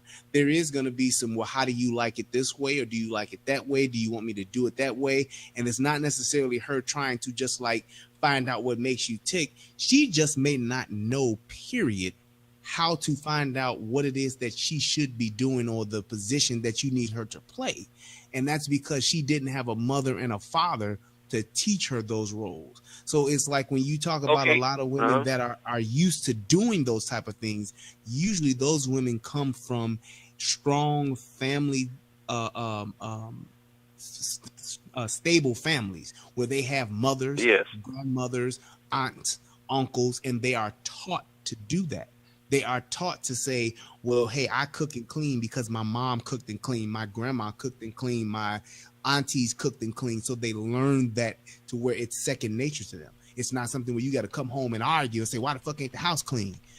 Those are the things that I think that you may be trying to get at. But I'm saying that the reason why our women don't have that is because it's not taught. It's been lost amongst our culture. Well, yes, I get what you're saying, Brian, and that's exactly right. But nowadays, if, like Tommy said, if the person likes you and it's a genuine like, they should If you just ask them to do something, they should do it. But yet, my thing is this: if she gets mad at you, will she do it? This is what I mean by the jinx. That's how you tell if they really like Tommy said. Tell these men that you're pregnant, and see if he what he's gonna say. Is he gonna? He may not talk to you no more. He may he's gonna react a certain way. So if that person really likes you, they're gonna do it what you like, regardless good or bad. But it takes a while for that to be that's what I'm trying to be assessed. I think it's about testing. But that's what I'm trying to understand. You're saying, well, you don't know if this person is doing it just because they like you. But if I'm not mistaken, and Brian, this is where you could jump in and tell me if I'm full of shit or not. A relationship is a motherfucker doing a lot of shit that they might not have done if they didn't like you. Like, I don't think, I'm sorry, I'm assuming motherfuckers are just sucking my dick because that's just some shit they think will please me. Because I don't know if she just wake up every day saying, I'd like to go just suck a random dick. I don't know. So I'm assuming that this person would be doing this because they're trying to make me happy. So, yes, but you don't want that. Yeah, but no, you don't want no one to do that because they want to no, make you happy. You want to do it because it makes you both happy. No. Here's where you're wrong. Here's where you're missing it at. That's weird. A woman that does that, it's not necessarily because, this is the best thing in the world that I like to do. It's because they are taught to say, hey, you please your man in the way that he likes to be pleased. If he likes to have his dick sucked 3 times a day, then you do it 4 times a day. You make him tell you to stop. So that means she's going to be more willing to do it than the other girl who was taught sucking dick, girl, is nasty. Don't do that. So now that girl doesn't know how to please her man because she was taught not to do that, because that's being less than. You're less becoming of, you a weak bitch if all you doing is sucking his dick every time he tell you. So it's not that they have the intention to be that way, it's that they don't know how because they haven't been trained. So you can't have somebody pass a test that they haven't been prepped for. That you're going to get the same result every time. You might find somebody who might look up and answer the question right, but they're not going to know the material if they've never been introduced to the material. So you're saying that in order for her to pass the test, like say the genuine test, like if this person really likes it or not, the person that you train is never going to pass it because they don't like it. That's not true, because if a mother teaches her daughter how to cater to a man, when she becomes a woman, she will already know it. It will become second nature to her. So it's not a thing of her trying to figure out if she's doing it right. It's something that she's going to do naturally because she was taught that. She was introduced to it already. She knows to go and fix her man's plate because her mom fixed her father's plate. You see what I'm saying? She will already know that. So when she becomes a woman, she's going to do it for you because she knows that's what she's supposed to do as a woman. So she wants to do it because that is what shows her that she, just like young girls who have babies. They have babies because they think if I have a baby, now I'm a grown bitch and a motherfucker can't tell me nothing. Mm-hmm. So that's why they do it, because they see that gives them an instant mother status, which puts them on the level of an adult. Whether they are prepared for it, whether they're a good mother or not, they get that title instantaneously just because of the act. Okay, so what I'm trying to get basically down was like what Tommy had said. This woman that's going to give you head, is she doesn't like doing it, but she's going to do it because it makes you happy. But see, well, you're adding something to it, though. Yes. That they don't like doing it. I've done a lot of things for chicks that I'm really not okay with, but if it makes her happy, I enjoy making her happy.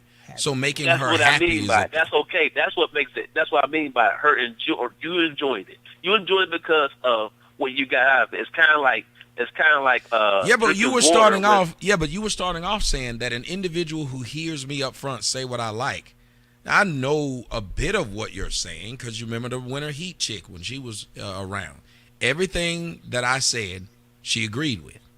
She agreed with. That's right. I sent you an email on that. And then when she's just fake. There was but most women are fucking fake. Let's call it what it is. They wear bras that make their titties look like it's set up more than they do. They wear pants and clothes that make their ass look like it is more in shape than it is. They wear shit that make their stomach look flatter. They put on makeup to make their face look lighter, less bumpy, less harsh lines. But they still got real emotions. They still got real emotions. You know what I'm saying? So deep down, or once you wipe all that off, they still feel what like I'm saying. I mean, but they're doing what they need to do to get where they want to be. Exactly. Why do women do all of that? They do that to be more appealing. That's right. To men. Hell, why do we go to job interviews 15 minutes early, dressed up in a nice pressed suit? We're not gonna wear no fucking suit like that every damn day at that job. But does that mean we're not gonna do as good at that job because we don't normally like wearing suits? No, it does not. The woman who Look, I might have had a woman suck my dick every day for 2 weeks when we first started, and then next thing you know, it's not happening that often. That don't mean that our relationship somehow went downhill. She's had to suck enough dick to get her way in there. Now we all right with her not sucking dick that often.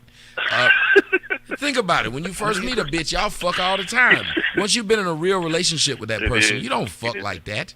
Like, you don't even think about that. You can lay up, you can watch your girl walk around with no fucking clothes on and not think, man, I need to hit that. You start thinking, man, I need to do my taxes. Now, it's a fucked up thing because y'all used to fuck every day and she couldn't walk around you with a tight outfit on, much less naked. Dynamics change, though. I mean, it is what it is. When I first had my daughter, when she was a baby, you couldn't, everything about it was just cute. Oh, it threw up on me. If my daughter threw up on me right now, I'd probably punch her in the face. It's the same kid, though, isn't it?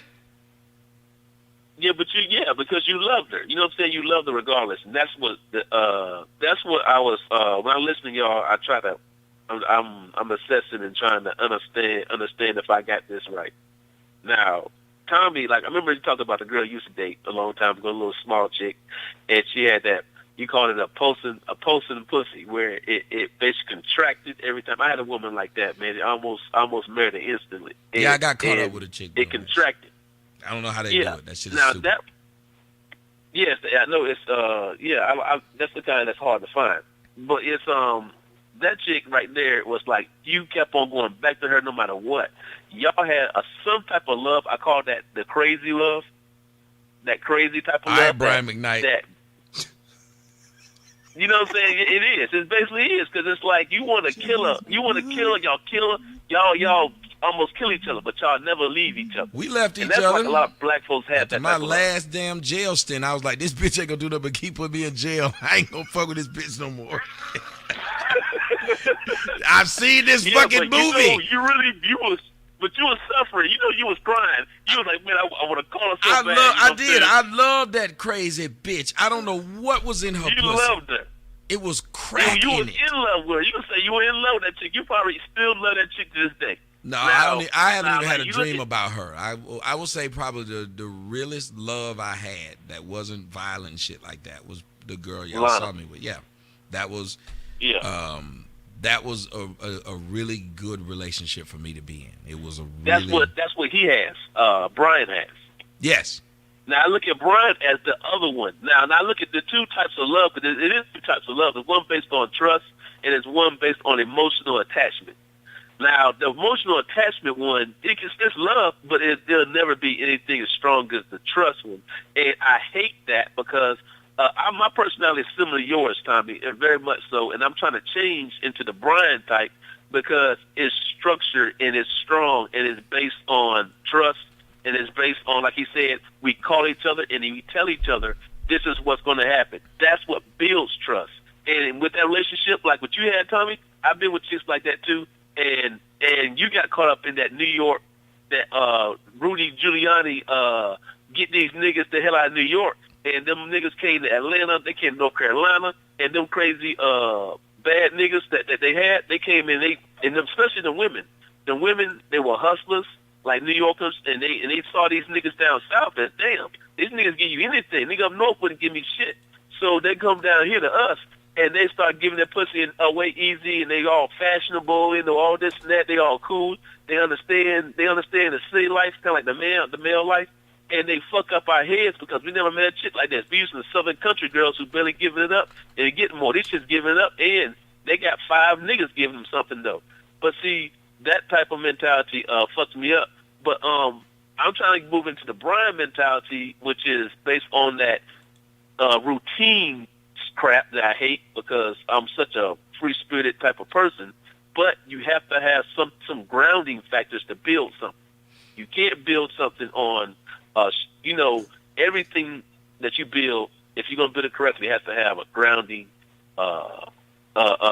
points on it where it has to be exactly the same. Where this has to be 9 inches, 10, 12. It has to be that. If you don't got them grounding things, it's going to break down. And that's what Brian got. And here's it's hard my to run. So here's my thing. Yeah. What it is that you want and what it is that you actually are trying to get, it's all about you and what you are willing to do to get and what you're going to settle for.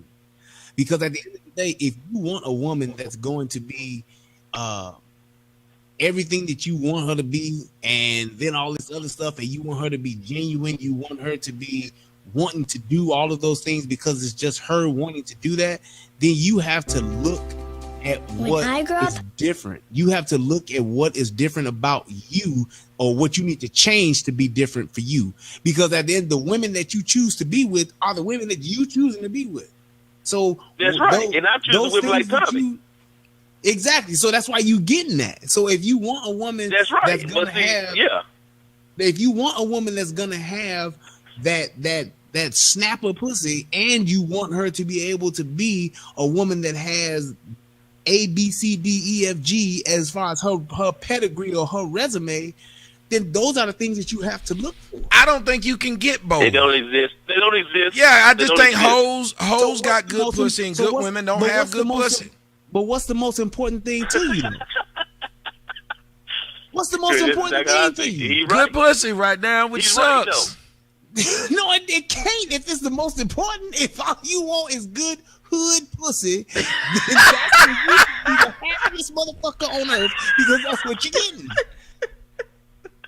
Listen. Tommy's right on this one, Brian. You're not gonna find two occupying the same space. Yeah, they don't. I'm sorry, they don't. I've experienced. Okay, let me say this. Trying to think this through. My ex did have. I'm a shallow mind, but I'm a deep intellectual. Because that's what I was about to say. I think that's why I loved her so much, because she was really pretty, really deep. I could have conversations with her, and she was really attractive, and she had this thing where, like, if she was horny, she would take off her underwear and the shit would be dripping. Like, it was like, it is what it is. She was smart. She was like that. Yeah, like she was one of the few people who was a really good person to be around, really easy on the eyes, intelligent as a motherfucker, and not lazy. Like, it's just, I don't think there's too many. So you compare her to the chick that had the snapper getting your ass locked up. Which one did you want? I don't even think about the one that had the snapper. Let me tell you something. That woman that gave me something I had never experienced before. That was some shit I never had before. You can blank out on that. Yeah, right. she gave something you never experienced before. Yeah, I never had no pussy of that caliber. And some solitary confinement. Believe that. But Lana was way better than that chick, but at that time when I met that chick, that was the best I had had. That's why I don't think having a bunch of sex with a bunch of people is a good idea either, because now you start comparing, just like having a bunch of relationships. The more people you've been in relationships with, I think probably what's stunting me from having a good relationship is I have too many of them to fucking compare me to. That's right. I was going to say that. I've been writing about that, because comparing like that, if you want to find someone, fuck it. That's the main thing you do to find somebody. You find somebody real quick. Yeah. You have to be able. Here's the thing. You have to be able to understand that it's just like a car. Every single car you drive ain't gonna have all of the benefits and the features that you want, but you have to figure out what's the most important ones to you to say, well, this is why I have this car. A Cadillac and a Lincoln are both luxury cars. However, why do you prefer Cadillac over Lincoln? It has to be something. You can't say, "Oh, well, Cadillac just way better." If you say that, you're not thinking that you're not being very smart because they're both luxury vehicles. It's just your preference and what's the most important thing to you. It may just be that Cadillac has it. I like that it's a Cadillac. If that's it, then fine, that's what it is. But if it's to say, hey, they're both luxury cars, you can't deny that. But you can't have them both. Because you can't be in both of them at the same time. So you have to figure out what it is that's ultimately the most important thing to you. Is it having the best pussy that you've ever had? Because that could come from some street bitch that you would say, hey, this is what it is. So then you should be happy. If you're not, then that's not the most important thing. It's just a feature you like. Yeah. Yes. But see, like Tommy said, when you keep fucking around and like you get something like when he had that crazy chick with that good pussy, you can't. You get a good woman and you're happy, you're still thinking about that good ass pussy you got. Bullshit. And you know that. Well, let me ask Tommy straight up. Not with Lana. All right then. There you go. He already talked about the crazy pussy that had him locked up. That was something he never experienced before. It was amazing. It was life changing. But it wasn't that package wasn't enough. Because at the end of the day, what he had with his ex was all of that and then some. She had features and benefits. This motherfucker here just had a feature. Oh, okay, this motherfucker here, this is a convertible. I ain't never been in no convertible before, so it's a different experience. However, you got tired of that goddamn convertible because when it get cold outside, it's cold than a motherfucker in that car. So that's why he was with something else that said, well, right. Shit, this motherfucker may not be a convertible, but it got a sunroof. So I can get some air when I want to, and I can look up and see the sky. But goddamn it, this is a hard top, and it got air conditioning and heat. And you're right, because let me tell you, I wanted the 430 Lexus. Because I like the hard top. I think it's cool to just press a button and the hard top come off. And they're not that expensive. But they're not that fucking big either. So because they're not that big, I got two little girls, number one. They probably can barely fit in the back, but I don't think they can. And because I'm just at a different spot in my life. Like, I just like a car with a big back seat, a big trunk. The family can move in. I guess I'm in a different place in my life. So even though I wanted that at one point, like, I like my Lexus. It's big enough to where three motherfuckers can sit in the back. If I get another car, I could have gotten a smaller car that looks sporty, get you a Bentley, get you a whatever the fuck. But I just want a car that's big enough. Like, I don't know why. I just like them. But then when I was younger, I had a car that was big. I drove a fucking 1984 Grand Prix. That thing was huge. The car after that. Who you say? What you mean? Who'd you mean when you said who's right? You said he's right. Who you talking about, Brian? No, what I was saying was he's right as far as there was so many different aspects. The benefits and the features part of it. Yes, that's what I was saying. He's right about that part because that's why I was giving the car analogy saying, sometimes you just get to the point where that car isn't what you want anymore. So I don't even think about that girl that put me through all that shit. I don't even think about her like that. Now, there are nights I wake up in a cold sweat because I'm thinking about a couple of other exes and motherfuckers just blow your back out and you're like, God dog. Like, I remember this. Why am I having this dream? But I haven't thought about that girl in years. Like, not one thought in my mind has ever even been, let me go back to her. It's never come across. So at the time, what she was doing apparently was good. But was it good enough to overcome all of the bullshit that you had to deal with? And I think that's what I like about R. Kelly's song when he say when a woman's fed up, because a lot of time you can be the best dick in the world, but if a woman just get to the point where she's like, it ain't worth it, it literally ain't worth it. No matter what you call her about, you can call her and tell her you'll buy something, she don't want it. She could be struggling like a motherfucker too, and you could be like, I'm gonna give you $1,000. She'd be like, no, you keep that in your pocket. As a matter of fact, you blocked. Like, when a woman is okay. So with me, what happened was I was like, this is too much. And I never went back. But when you talk about a shallow relationship, many relationships start off shallow. Yes. Because I don't even like the word shallow. Surface. If I like the fact that you got a fat ass and fat tits, and you like the fact that I have money, all I got to do is make sure I keep money, and all you got to do is make sure your tits stay fat and your ass stay fat. Like, we get along. Why is that a problem that you think they should be dating for other reasons? And the reason I'm saying this is because I can't not treat you that way when a woman called in trying to tell me about why people start a relationship. I think, what was it, Melanie Sutek was talking about why white women date black men. And I was like, why is that such a strange thing when black men date black women? Black. Yeah, we date each other that way. So I'm asking you, why is it a bad thing if the two people both agree on the shallowness of their relationship? Well, okay, that's going back to like what Brian was saying. It has to be, that's not going to keep you together. And I believe what Brian's saying is right, but yet I had a question for you too, Brian. Stop agreeing with Brian. He ain't shit. Go ahead.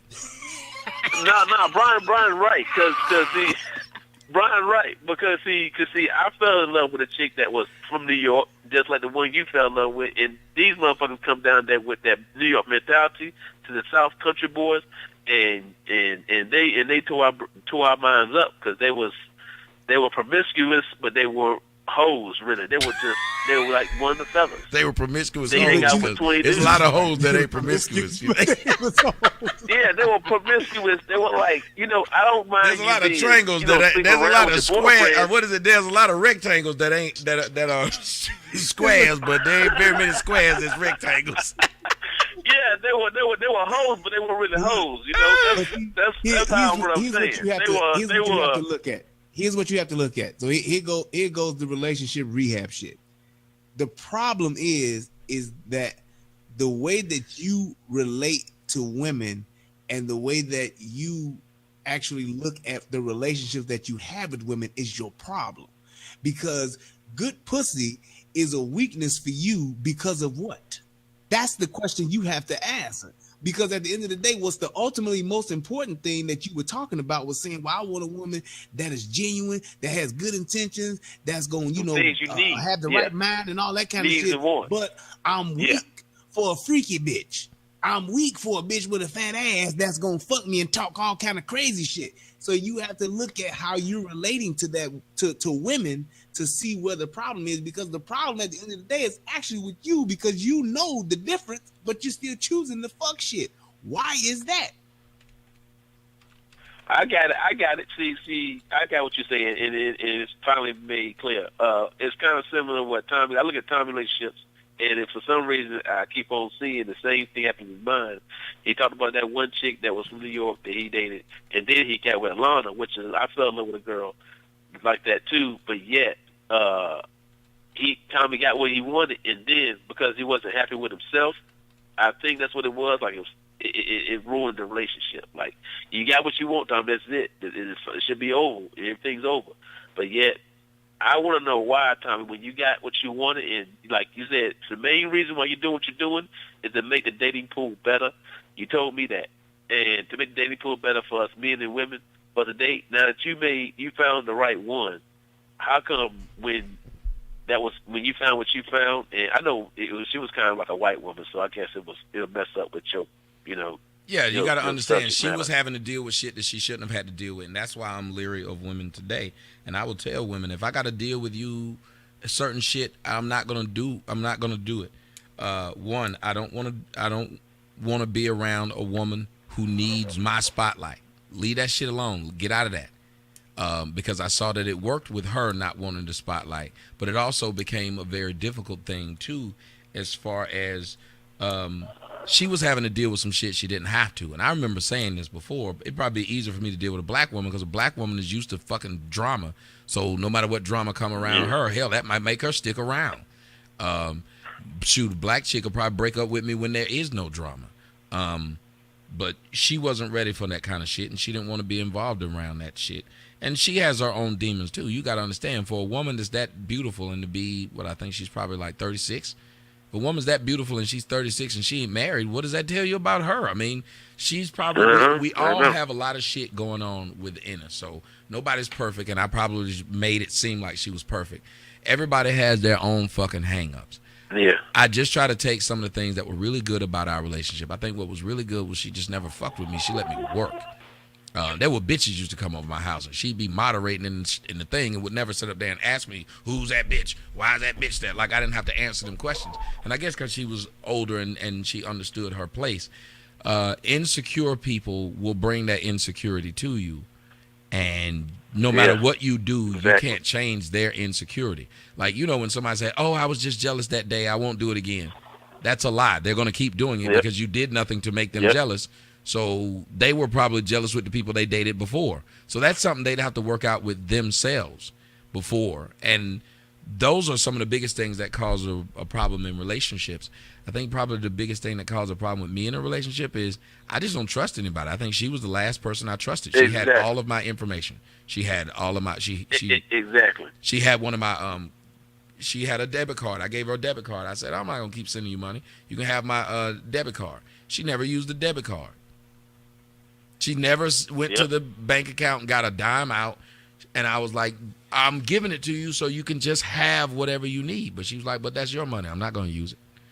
If I do that to another woman right now, if I do that to a black woman right now, she's going to sit there and use that motherfucker and run it up. I have to explain simple shit to women right now, which is something like, if you drink all the juice, even if you're not going to replace it, at least tell me that it's gone so I can replace it. Now, I shouldn't have to tell adults this, though. So could it be that exactly.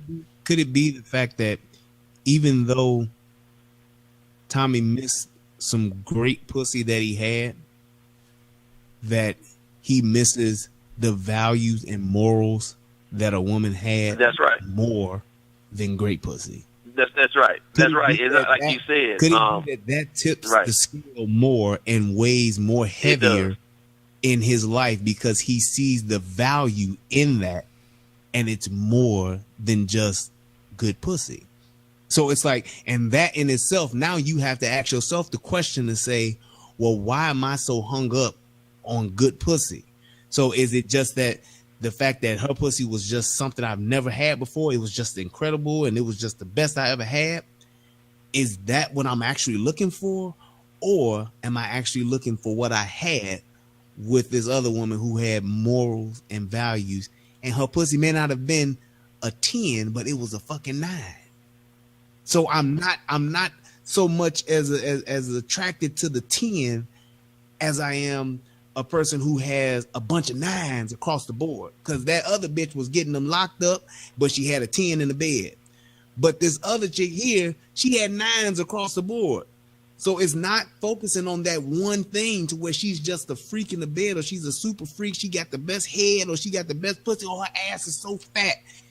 It's more than that. And when you can get past that, now your selection process changes, because anybody can just fuck a bitch with good pussy. But do you want to live with good pussy and a bad attitude? Hell no. Do you want to trust good pussy and poor financial decisions? Hell no.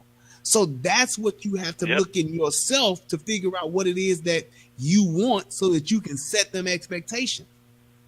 That's true.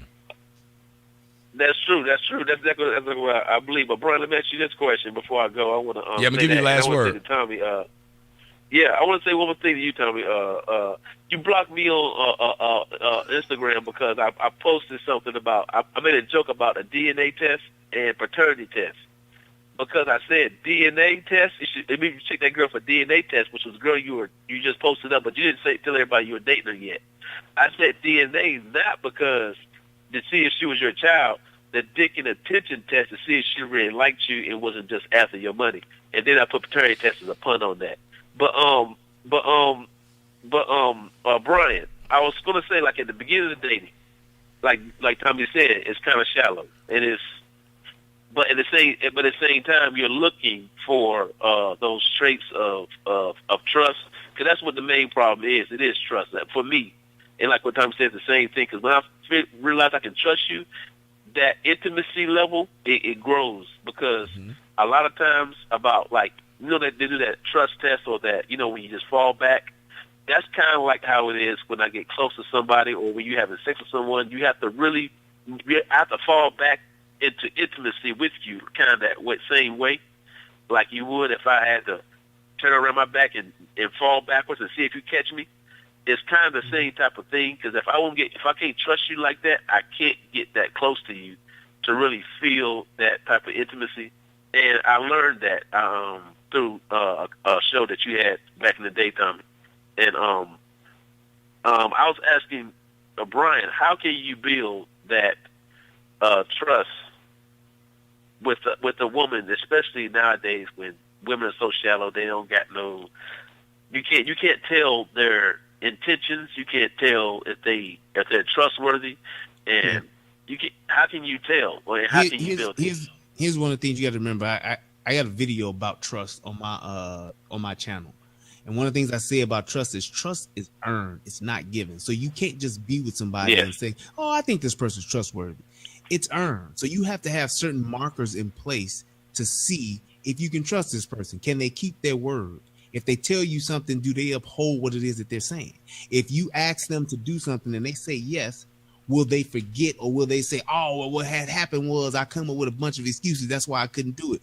There's certain things that you do, and you test the person to see what their character is like, if you can trust them or not. Because at the end of the day, you can never truly say, well, you can never truly say, well, I know I can trust this person completely 100%. You can't.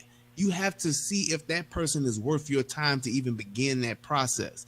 And with a qualified being a fat ass, now you going all in, you're going to waste a lot of time doing that, because there's a lot of fat asses out there. So there should be things that you should have in place. Hold on. There should be things that you should have in place that are set up as tests, that are set up as earmarks to actually look to see if this person is worth you going through to say if I can trust them. Because at the end of the day, once that person passed all those tests, now you can say this person is not necessarily 100% trustworthy, but she is worth enough for me to bet on her to see if she's trustworthy because of the things she's done to earn my trust. Okay, so like saying I'm going to meet you at 8:00. We're going on a date. We're going on a date at 8:00. I tell her I'm going to be there at 8:00. And I'll be there at 8:15, 8:30, 8:45. I think maybe because I know that when it comes to routine and designated times and doing things a certain way all the time, I'm not trustworthy in that. So maybe that's the reason why I'm not that close to her, because I'm not trustworthy. So then, therefore, you can't set that expectation on her. If it's something that you aren't doing, or it's something that you can't demonstrate to her to show that you're doing, then you can't set that expectation on her.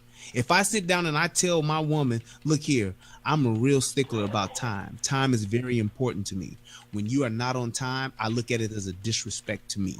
So if I ask you to be somewhere, I want you to be on time. If for some reason you can't because things happen, I need for you to be able to explain to me why you're not going to be there. And it needs to be something that is reasonable and makes sense. You can't tell me that you overslept and I know your ass ain't even got a job. That's why you late. That's poor time. But what does it mean? What does it mean? Like sometimes I'll just sit at home. I gotta be there. You know what I mean? I leave at 8:00 to go see this girl, and I might like her, and I won't feel the enthusiasm, the whatever to go. You know what I'm saying? It could be. Okay. I don't have that. What is it? I don't understand what that means and why I don't. If you don't have the enthusiasm, if you don't have the enthusiasm to go, then why are you going? You see what I'm saying? That comes back to you. If it's something that, and I can guarantee this with men, if it's something that you want, you're gonna go get it. You're gonna make sure you on time. You're gonna make sure that you got everything in place. If it's something that you really want, you will spend your time, your money, and your resources and your energy on it because it's something that you want. If it's something that you like, well, I take it for granted, I get it if I want it, I get it whenever, then you're going to treat it that way. So if that woman is worth your time, your energy, and your resources, you will be on time. Well, I want to say this to you, and then I'm going to have to put you on hold to bring in at least a couple more phone calls before we get out of here. But I want to say this to you. If you don't feel excited about going on a date with the individual, it's one of two things. Either one, you don't really like that person like that, which is probably about 60% of it. But 40% of it could just be You just don't want to deal with the whole dating thing. It's like you've done it enough to where you see the end and you don't want to deal with the end of it. So a lot of times we'll get excited about something, then you'll be like, wait a minute, I've already done this. It ends about the same damn way. Yep. You over it. Well, I appreciate that, man. Yeah, no problem, man. Good call. And y'all are going away from the subject, but that's okay. 604, what's going on? Talk to me. Oh, hello? Hey, sweet voice. Hello. Hi, I'm calling from Canada. And the first thing I wanted to mention was hi, Tommy and Brian. I'm a big fan of both of you. And I tried to say today that I was a big fan of Brian, and I was getting blocked out of the chat room. So I don't know what those people are doing. I don't know what I don't know. About. I don't know why they're doing it. I'm trying to ask them to just wait. Just Jab is the one doing it? Yeah, and 23, yeah. Just to say that I want to hear more. I mentioned that I want to hear more from Brian, and I'm getting kind of because of that goddamn Just Jab. Just Jab. She should be. She's okay with saying that she wants to hear more from one of us than the other one. Hell, no. Half of the time when I'm doing this, I want to hear more from Brian than me. I think. Yeah, no, I think maybe they're more fans of Tommy. I don't know, but I just say I want to hear. It happened when there was a specific call where a caller was calling in about and asking Brian a question. I think. Well, we don't want to dwell. We don't want to dwell on that, though. I get it. We'll tell him to stop. Okay. Now. Anyway, we want to go. So I'll talk about that. I'll talk about the issue on hand, but about relationship with a woman that has kids already. I feel like, or even a man that has kids already, whoever is bringing the kids into a relationship, I feel like they have to be very careful about what the person is and what they're about, because I'm in Canada right now, but I'm from the Caribbean, and there is a girl that I am quite close with who has kids, who is with a man who is, like, his children are pretty much the same age as hers, and I know that she doesn't really want to be with him, but she's with him for money, but she has young kids. So then I worry about the kids. I can agree with that.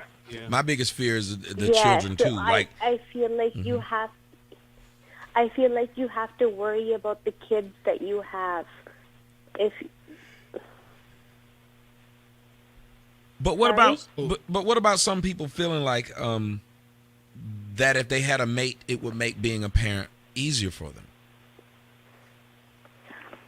Well, she could find a mate in the country the same age as her, but finding a mate that could be old enough to be her father, and when she has her children that are very young, I feel like is a very dangerous atmosphere. So I feel here's like the thing you have to remember. You have to remember this careful. though.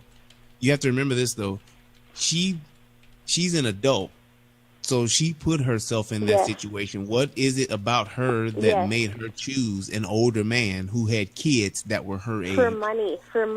To do that. So obviously, money is very important to her, to the point to where she will put herself at another man's mercy because of his money. So essentially, it's a bad situation. It's a bad situation for the kids. It may be a bad situation for the kids, but she's actually selfish enough to actually put herself in that situation for her and her children because she wants to be with somebody who has money. Yeah, but in her mind, she's thinking that it's better for her kids, but I feel like she's putting her kids at risk. But some people feel that way. Some people look at Janet Jackson. She was worth some, $150 million, but yet and still she not only went and got married, but she went and got married and had a baby by a dude, knowing that she would get $500 million if they were to ever break up. And coincidentally enough, they broke up just after the mile marker that she needed to qualify for that $500 million. So is she putting her children or her child in a bad situation? No, possibly, but he's going to be rich going through whatever it is he's going to go through. Yeah, but my thought wasn't about her. My thought was about him. My thought was, why would 60-year-old Canadian man want a 35-year-old black woman that had tattoos on her face and everything? Because there's something about her. There's something about her that he wants. He wants. If there's something about her that he wants to be able to possess, whether it's her body, whether it's her mind, whatever. Is it the children though?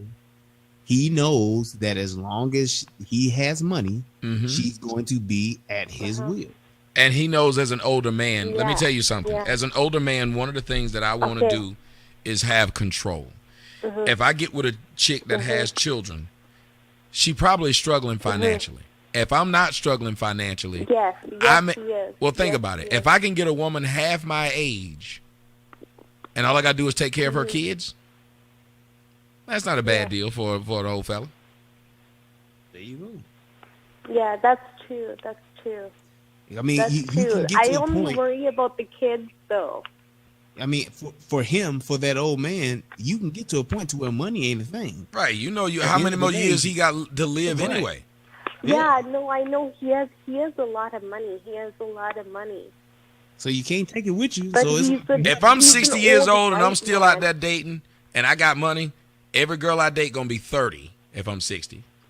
And if they got kids, it might make it easier for me because then I can sit up there and pay for their kids' college and shit. And if I get too old, they may come help because they'll view me like a dad or something.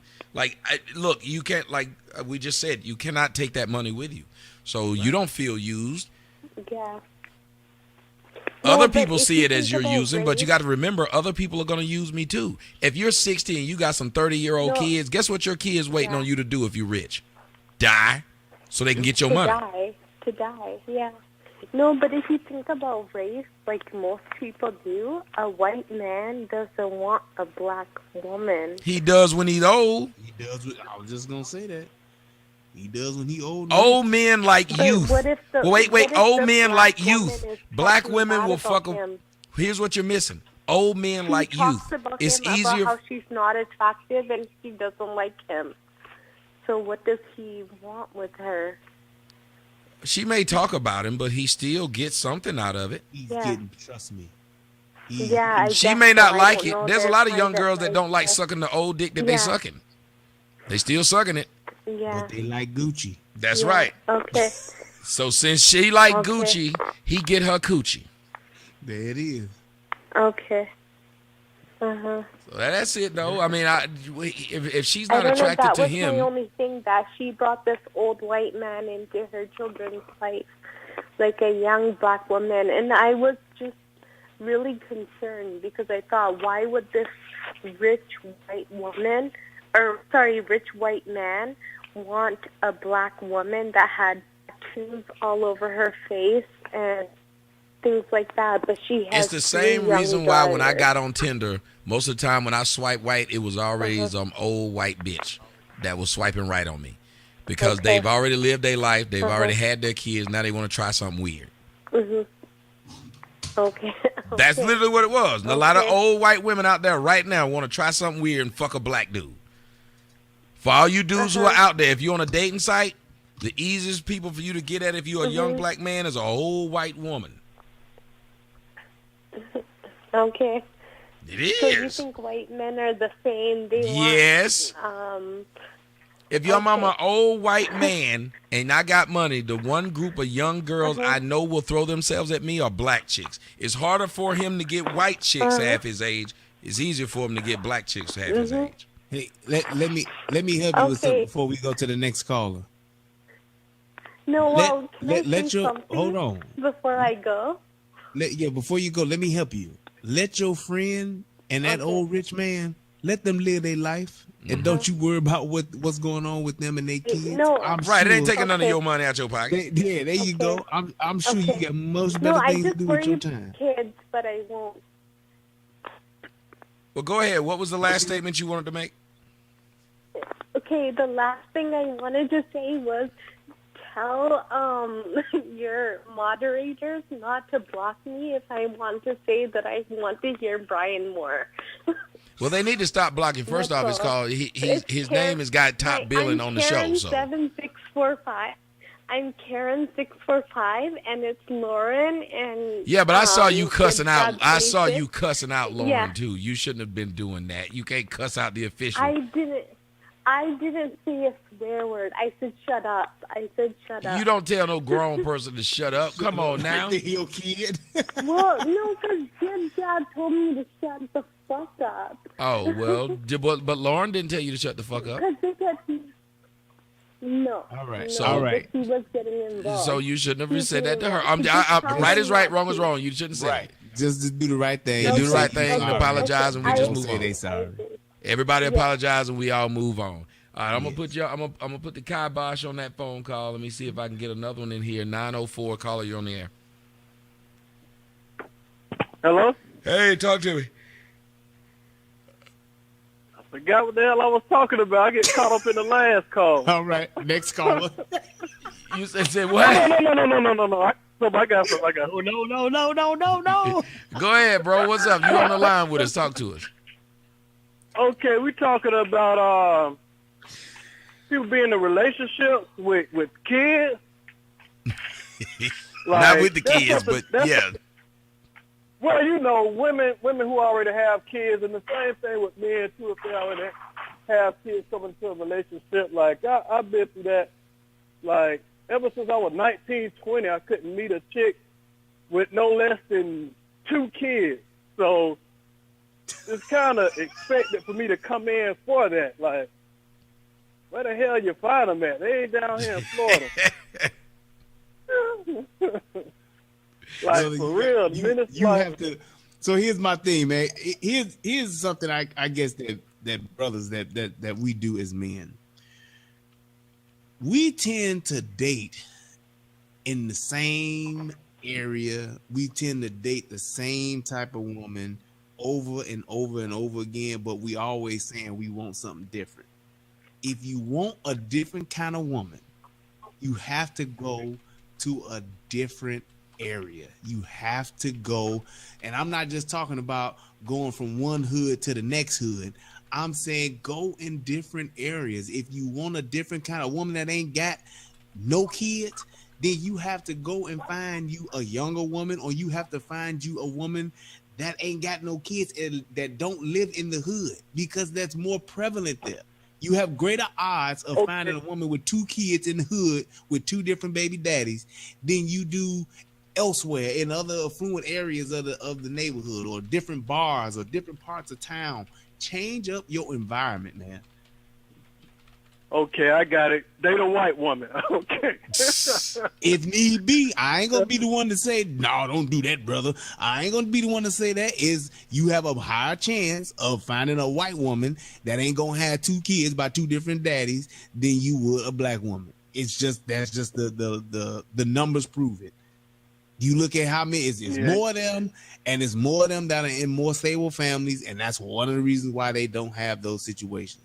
Now, there are white women that do exist that have 2 kids by 2 different baby daddies. I get it. But it's more of them that don't. It's simple. It's mathematics. Yep. Well, let me ask you this, though. So if you keep running into all these women with children, why do you think that you keep attracting them? Do you think it's because there's so many, or do you think that they look at you as a possible way out of the situation they're in?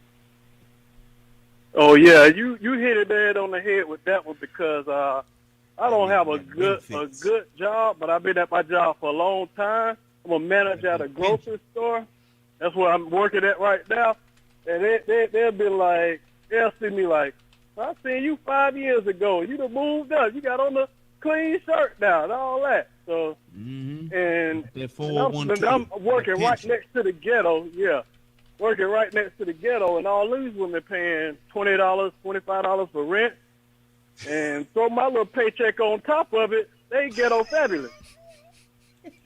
So they looking at me like, I mean, it ain't much to me, but to them, that's a paycheck on top of a paycheck. You a come up for them. You an enhancement. Yeah, a slight enhancement, but niggas an accessory. Yeah, niggas can't be choosing.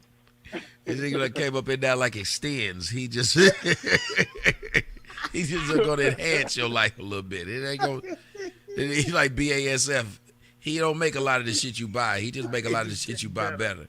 That's just what he do. Let me ask you this though. So if you know that they're out to save you, or that they expect you to save them, have you saved a few of them and that's why they think you'll do it? Have you pulled your cape out before in public and they saw it? They saw you go in the phone booth and they saw you come out of that motherfucker with that S on your chest, and they realized this nigga just got a. The only difference is he got a curl. Those groceries. I done had my cape out, my Captain Saber whole cape. I put it away for a minute, but I could tell by the way you was talking. Somebody saw you out in public running that motherfucking phone booth and come out with that red cape on. They saw it. Don't worry that you don't have enough for those popsicles for those 3 kids. I'll buy those. Right. You done said that you did that and you got seen. The one thing I know is it's hard not to be seen with your cape on. Somebody saw it. Yeah. So blowing in the wind. Yeah, somebody saw you with your cape and you put it on one too many times. You thought it was gonna work. Cause let me tell you how this starts. It starts off with you, and you had decided that I'm gonna take care of this woman and her kids. Because if she didn't have these kids, I probably wouldn't have had a shot at her anyway. So you took that on. Now it didn't work out for you, and you was like, fucking bitch. Because you feel like I know what that feeling is like. If I'm helping your broke ass or whatever the fuck, and your ungrateful ass want to leave me or cheat on me or whatever the fuck, you whore. I'm sorry, I had a flashback. My bad. Yeah, but the point it's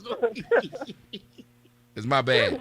It happens sometimes. Let me stop with that and get right back to where we're supposed to be at. But the point is, you have put out the pheromones to bring in this type of person. Would you agree or disagree? Yeah, they simp like a dog. Yeah, they can smell the weak victim. They can smell that you was already bleeding before we even showed up. Yeah.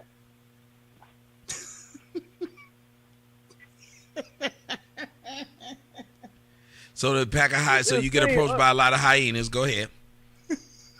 Yeah, it seemed almost underwater, like, I'm up here working the other day. Some chick, like, never seen this shit before. She came up telling me about a old man in prison and a son and all this, and yeah, he need a father figure. I'm like, God damn, what's your name again? What did you say when she said she need a father figure? I was about to say, you must have just left the cleaners that day. You must have just got the fresh. She saw that cape hanging up in the back of your car. Nah, it was freshly pressed, like $1 million. You ain't fooling nobody. You sound like you had the cape over your shoulder. I ain't trying to be funny, but you sound like you was walking out with the cape on your shoulder like this. She saw that fucking cape, the big ass S. Yep. She knew that bitch simp. Yeah. I think they could see it under your clothes, right, too, like the S is embroidered so it stick out a little bit. They saw it. I'm just trying to hide it. They saw it. Hey, man. Them BTs got that X-ray vision, man. They see that shit. Tell you, they come with special features you don't even know about unless you look. You remember when that Terminator 2 was driving that car, boy, how all that shit was in a grid and it was red? He saw all that shit with no lights on. That's exactly what they see that kid, boy. So let me ask you something, young man. Do you have any children? Nope. No. Be honest with me.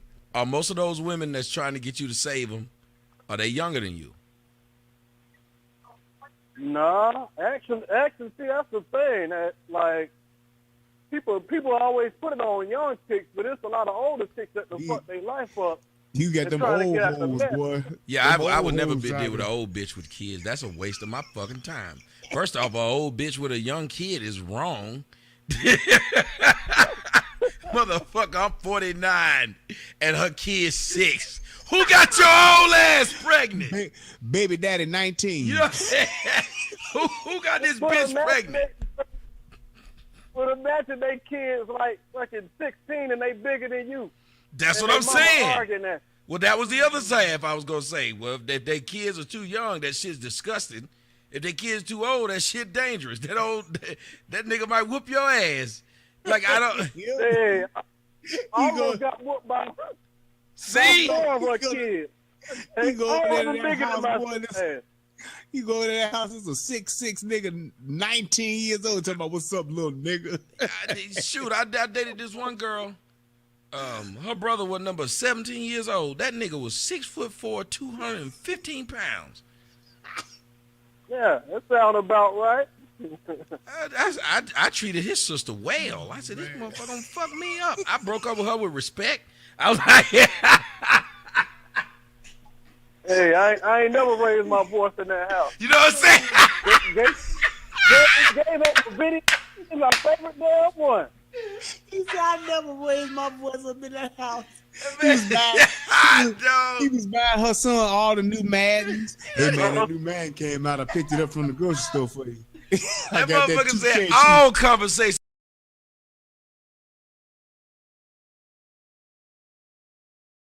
He wouldn't even bring her nothing to eat. Hey, man, I stopped to get you some Popeyes, man. Oh, I forget. Here you go, bro. Your wife slides you the big piece of chicken. You slide it over to him. I'm telling you, the sons and the daughters was bigger than me. I'm like, man, this is bullshit. I gotta get out of here. Here's what you need to do, man. You need to put in for a transfer to another grocery store in a different area and work there and see. See what your encounters look like there, man. Try to go to the suburbs. God, no, he said he never raised his voice in that house. Oh, my God. Somebody said you were calling the son, sir. Sir.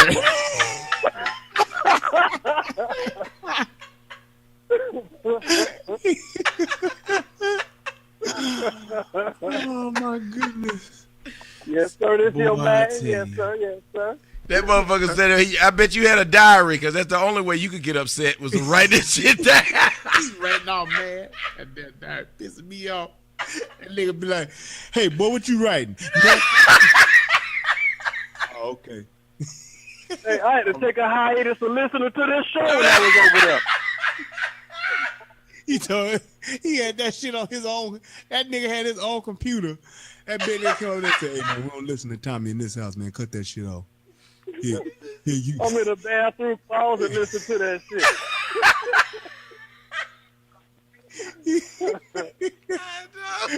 Hey, you turn this shit off, man. You put on this Tyreek. That's what you watch, boy. We don't watch that shit over here. Like, goddamn. And you better be off the internet at 11 o'clock, too. Oh, God. They say he called the son, sir. Dog, he say he up in the bathroom listening quietly. Quiet. He come knock on that door. Hey, man, you been in that bathroom too long. You know what I'm saying? What you not doing? What you been doing? You better not be beating your meat up in there, so get your ass up out that bathroom, man. Okay, let me ask you this then. So you keep entertaining these women. Why has it not worked with any of them? Because if you're still single, it ain't worked with none of them. Why do you think it hasn't worked? Are you... Go ahead. I've accepted, like, I've been looking at a lot of this MGTOW stuff, and then I realized that's kind of what I've been doing. Like, every now and then I dip into a relationship with a chick with a bunch of kids and all that, but for the most part, like, I've been MGTOW before it was a thing. So it's not that hard for me to jump right out of it, one, too, because I ain't used to being caught up all the damn time. Well, I can So I can stay in understand. it for a little bit and jump out. Well, I can understand that, but if you know you don't like women with kids, why even entertain them? Cause well, it falls back on what y'all was saying about looking in different places and all that. Cause I'm in the hood. That's what I run into. Hood. I'm going to tell you one thing about women. Even the ones Women are like anybody else. They can smell a weak motherfucker. And if they smell that somebody's weak, they're going to pounce and attack. And if you've noticed, they start out. This tells you what a woman thinks about you by how she approaches you off top. If she comes straight up to you, start asking you for money and shit, she don't respect you. She think that the only way you could even get her is to give her money. That's why she's doing it. She's approaching you that way. It's like, you know how you approach a fat bitch. The fat bitch, you tell her straight up, you sucking my dick. I don't care that we at the grocery store and it's 3 p.m. You sucking my dick, or you mean that's how you talk to a fat bitch, and you tell a fat bitch straight to her face. Yes, you're only gonna be able to show up at like 1 a.m. and it's gonna be quick. If you are a little bit late, I am not answering the door.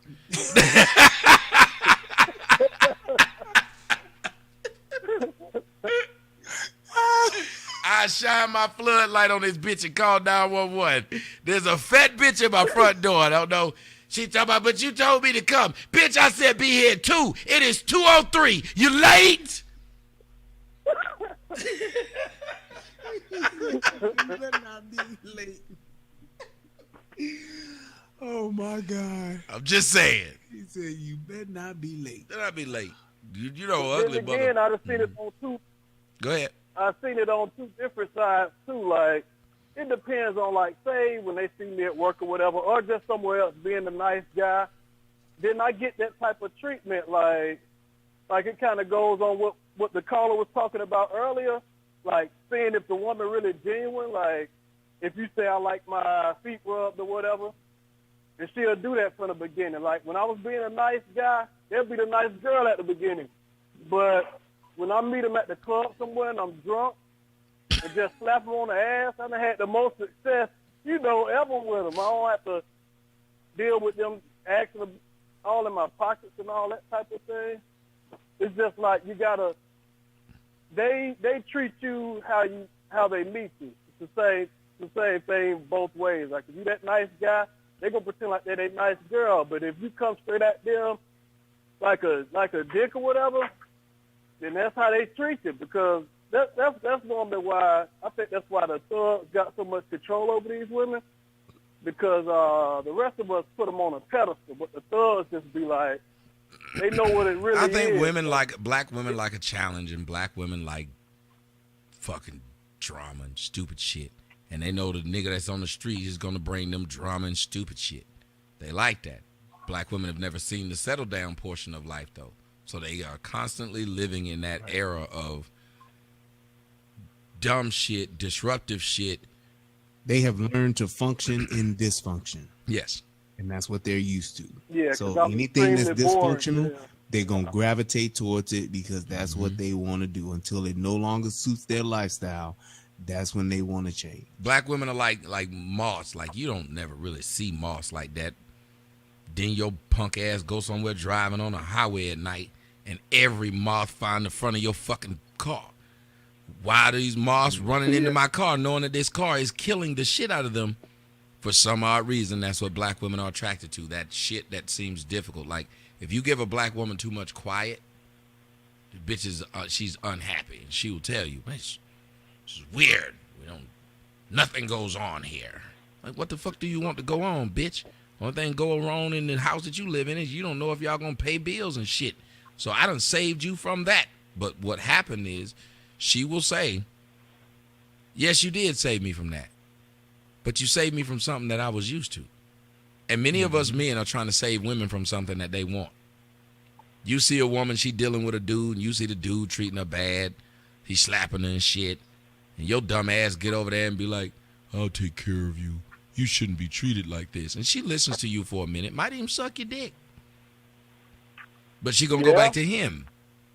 Why is she gonna go back to him? Because she wondering what he doing when she doing you. She can't even smile when she doing you because she wondering what he doing. She can't even enjoy your time because when y'all get through fucking, she's on her phone looking in it, scrolling through it. Why? Because she want to be with another nigga, not you. Yep. So the first thing you have to do, man, is start being yourself. And that means stepping down from the executive board of simping. Yep. You have to step down. Tender your letter of resignation and say, I'm not saving these. You got to do that motherfucking cape like they did LeBron James' jersey when he left Cleveland. You got to throw that motherfucker in the street, put some gas on this bitch, some lighter fluid, light it up. Yep. It's on fire. Yes, sir. You can't be who you are though, man, because they apparently seeing you a mile away, like a woman with a fat ass, but you see her walking towards you, but you still see she got a fat ass from the front. Like they can see you a simp from the front. Mm-hmm. So you gotta cut that shit out, bro. Well, I figured that out. I retire from simphood for now, but he said for now. So I mean he won't go back. He gonna take a temporary leave of absence. He gonna FMLA. I need to build up my resistance to them next time I run into one. That's why I'm watching this show right now. I'm getting pointers. Well, Godspeed to you, man. Well, and thank you for the phone call. You got to get to the point, brother, where you just. Here's the thing about being an older man with a little bit of money. What will happen is you will lead with that. It's like the nigga that's in the NFL that leads with, I'm in the NFL, right? Mm-hmm. Because he don't think he have nothing else to offer. He think that's his best selling point. That man sound like he one of them old dudes that lead with, I can take care of that for you. Wait a minute. I can take care of that for you. I can take care of that for you. Yeah, you shouldn't be having to worry about your bills like that. Got that van outside with the cooler in it. Got them keys on his belt like that. Yeah, he got the key right down his belt, make all kind of noise. I got to pop. Dog, get you one, girl. You shouldn't have to deal with that, girl. I can't ever understand. If you was dealing with me, you would never be lacking. Y'all heard me. Them young boys don't know how to take care of that ass. I do. Look at you looking now, tender. Look at that girl. Look at you, girl. So he set up there and he lead with that. This motherfucker lead with his credit score and shit. Like, I got money, shit. I retired from Ford 10 years ago, girl. I got money. I used to work at Ford. Yeah, put in 40 years. Well, right over there at the GM assembly plant, right there. Right over there. I was the foreman. Yeah. So I get money. My house paid for, car paid for, my kids all grown. They all grown in the house, so I'm just out doing my thing. I can take care of you. I keep the Viagra on deck.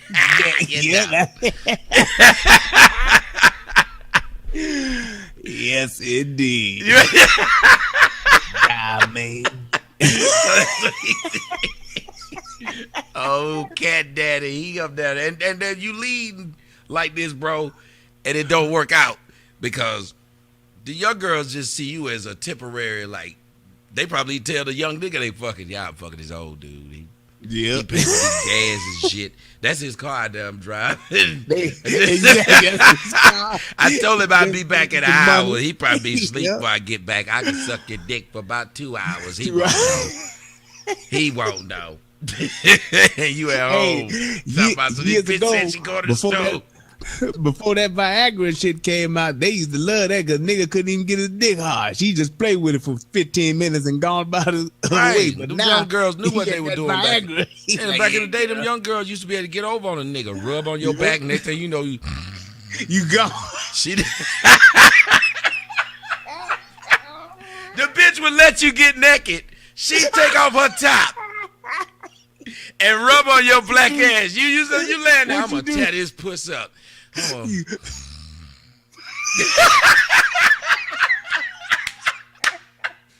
And she poke on you like this. Yeah, he gone, girl. Grab the keys. She sleep. Cadillac keys and she gone. And then she sleep back in the bed later on that night and take her drawers off and be like, "Did you like it, baby?" He done woke up, but he don't know what happened. All he know is that knot in his neck gone. She said, "Come on and lay down. I'm gonna put some of this talcum powder on you. Put a little talcum powder on him." Yes, telling you, baby, you showed out last night. You hadn't had nobody do that to me. I did good, didn't I? Did. Now this nigga got Viagra and he take that shit at 5:30. That nigga took that pill when he got off. When he clocked out, he took the pill. He put one right down on top of the clock so he could know I'm gonna clock out. Man, she come over there. She come over to the house. He like, come on in here, girl. He already ready already. I already made some catfish and got it set it in the microwave for you, so we ain't even got to go nowhere. He gonna fuck the shit out you. That motherfucking dick is hard for 3 hours. He is not going to sleep. You fucked up, bitch. You showed up at 6:30. He is ready. Trying to go out early. Girl, I'm gonna get over there like 6:30 so I can be back out by 7:30. Yep. Trying to get out of his house early. That motherfucker took that Viagra. You are gonna get fucked tonight. Them young girls be like, God, dog, this old man fucking the shit out of me. I can't be no sugar baby no more. This nigga's making it where I can't even take no more clients. They be like, girl, why didn't you show up last night? You left us hanging. Girl, that nigga Clarence done popped the Viagra. Whoa my ass out. Say what? That nigga popped the Viagra and a Molly. You can't slow him down now. Everything feel good to this nigga. I went to rub his back. His dick got harder. This was wrong. Say, old Clarence popped that Viagra and some ecstasy. We was both tripping, girl. This old nigga whooped my ass out. I was so tired. So them women is getting their fucking feelings hurt now. Let's sleep one more person in before we get up out of here. 323, what's going on? Is this Oliver? Yes, it is, man. How you doing? Doing all right, Oliver. I say the best for last. You talking to my man Brian up in this piece. Make sure you shout him out. Brian. What's happening, brother? Had me rolling so much. I had to get off the phone, hang up, go get something to eat because you almost had me pass out here laughing so hard, man. You guys are true real form tonight. But I wrote in the comment section, I said, "Oh shit, here we go, because I mean, you guys have been honest." No, I love doing the show. I love doing the show. I love doing the show with Brian, and I hate doing the show when you call me on whatever phone you're using. I just want to throw that out there. Like, your phone is the reason why I can't find a good woman. Your phone is the reason why I'm behind on my taxes. Your phone is the reason why I'm not gonna pay child support after this show. I'm just not doing it. Oliver, you gotta stop calling in. You gotta stop calling in on that ham radio, man. You know what I'm saying? This nigga calling me from the future. I don't care. Hey, this is the one that works. The other ones don't work. So hey, this is the best it's going to get. I'm sitting there with an old school headset, turning about 8 dials, trying to tune us in. Get 8 dials. He turned it like, hold on. He had to call Ethel before he got to us. Ethel, put me through the TV show. Fuck you.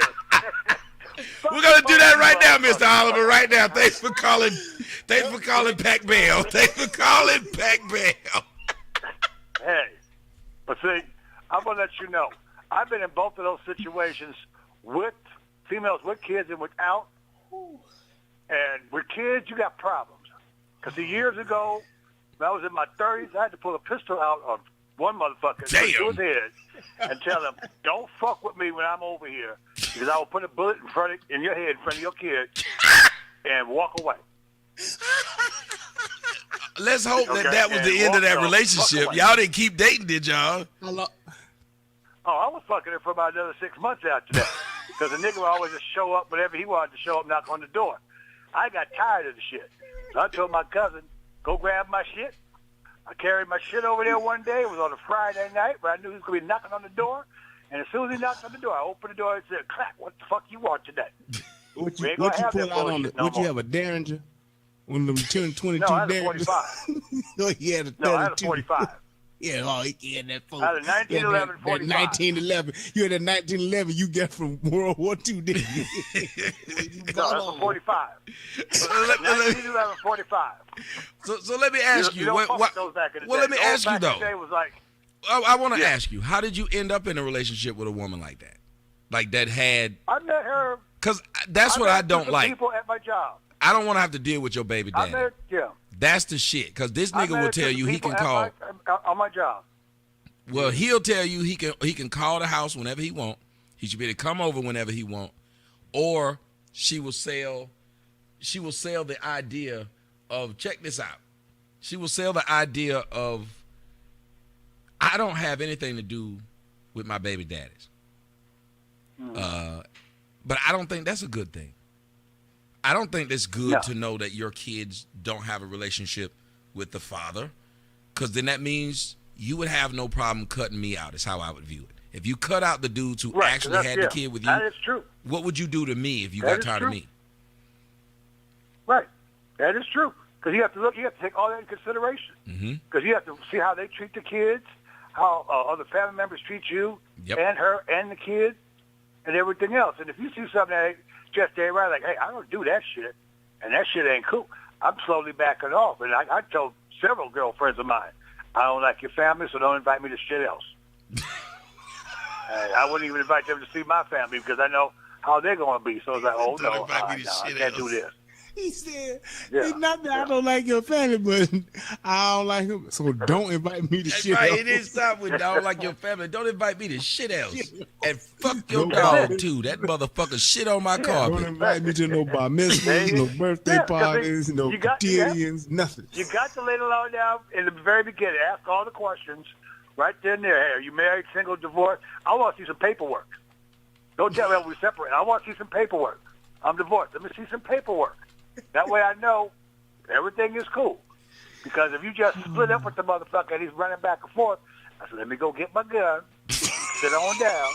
So I have to wait on this motherfucker to knock on the door, stupid. Go on, open the door, baby. Whoop, what? Click, how you doing? That's why I don't date bitches with kids. Oliver, I'm sorry. You got to stop pulling that musket out on everybody, man. They gonna go off one day. It's called protection of self. Okay. Oliver said it's a motherfucker at this damn door. I tell you what. Hey, I'm too old to fight. I'm 51 years old. I'm gonna give me another gun. Oliver telling the motherfucker, I want to hear no shit. Hey, if that nigga bring his boy, he gonna be like, look here, nigga. I'm gonna shoot him with this musket, and I'm gonna put this bayonet on his shit. I don't need no musket. I'll be carrying some heavy duty stuff. Wood, boy. I'll go by my old standby. I used to have a 357 Magnum, and I was a crack shot from the service with that motherfucker, and I don't miss. Ooh, yeah, buddy. I was a Hawkeye. Okay, I don't miss. Okay. So wait, you were what? You was what? The trigger. You was a what? I was a sniper in the service. What did you call it? That's what Hawkeye. You said. A Hawkeye. Oh yeah, that's old school. Yeah, that's old school. Yeah, that's old school military. When you say double Hawkeye, they know what you did and where you went. Yeah. Said, I ain't got to be an Iowa to be a Hawkeye. I know that. But right. I can hit you from 350 yards with that rifle if I have to. That 50 caliber was my friend. I ain't mad at that. That 50 caliber was my friend. So let me ask you. You don't hear nothing but that snap. Well, let me ask you this then. Have you ever been really serious with a woman with children? Be honest. Have you ever had like a real serious relationship with one? I had one that lasted almost 2 years, but the only problem was it was the family and the kid's father always involved. And at that time, I didn't even have my son, so I just had to kind of learn how to just step out the way and say, hey, you just call me when everything is cool, the kids are gone, then we get together. We have that kind of weekend kind of thing. Other than that, I didn't even show up over there. Because I said, if everybody's hanging out and all the kids are there, no, I'll wait until everyone's kids at the grandmother with the father or something like that. Then we can go out and have a nice little weekend and go do something. Yeah. I don't spend money on a hotel for 3 days, and go, because it's out the way, away from everybody else. They don't know where we are, and they got to search the whole fucking city, and we wouldn't even be in the fucking city. I'll drive 200, 300 miles out the fucking way. So you got to go. You see, most niggas don't drive past 20 miles because they don't have enough gas to get anywhere.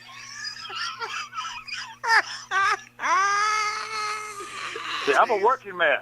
I go to work, and I'll save up some money before I go out looking for anything. So I got money stacked, okay, ready to go, to have fun with.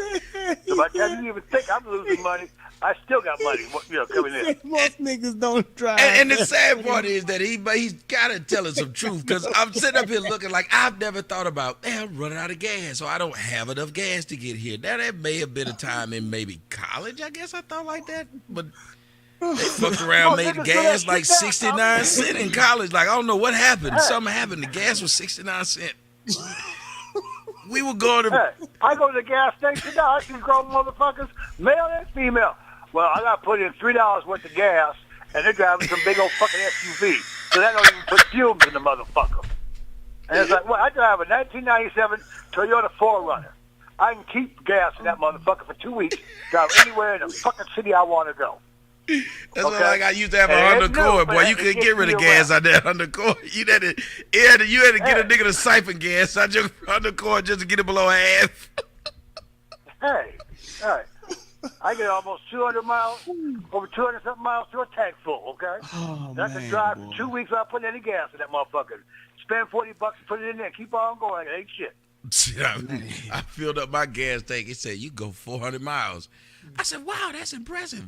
But I just had to spend $100 to do it. But let me ask you this, though. Why do you think so many black men, Oscar, are okay with dating women with children? Because, like, what you stated is 100% true. Because I done seen, like, bitches be broke. Like, they can't do, like, the simple thing. I'm assuming the niggas is broke, too. Like, so I always try to figure out, like, how do they fuck when they, like, 20, 21, 22? Like, do they literally sit up there and be like, look, yo, I'm going to ask my boy if he got some gas money. So I'm going to come over there and fuck you. So he go ask his boy, and his boy, like, for $10. Like, how do they do it? Is right to me, because I watched them and they seem like shit. Me with me, it was when we didn't have gas money like that. You just fucked who was on campus. It was. Well, according to Mr. Oliver, that conversation gonna go like, so where you live, baby? Oh, I'm about 25 miles outside of the city. Oh, well, I'm gonna have to get me some gas because I can only go 20 miles. Right, that's what it sounds like. So I'm asking you, Oliver, how is it that you date? Well, how is it that black men are okay with the dating situation, which is typically the women have children? Why do you think they're okay with this?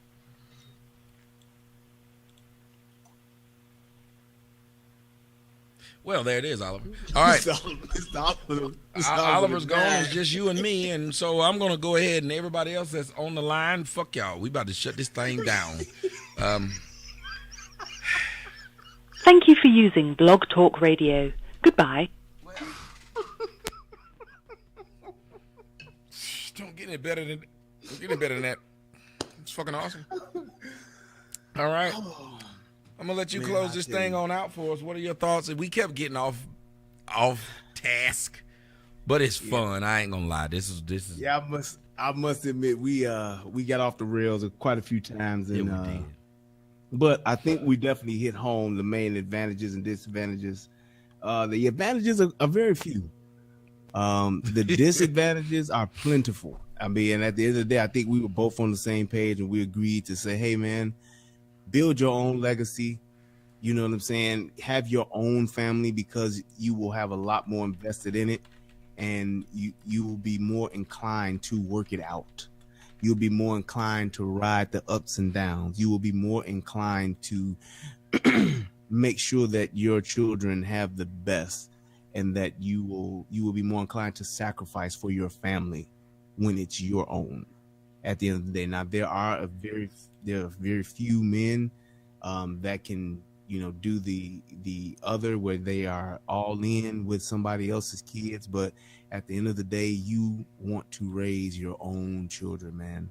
Just do that. And even though to those that'll say, well, most of our women have kids, well, if we start not supporting them and not saving them, then those that are coming after them will be more responsible with who they have children by.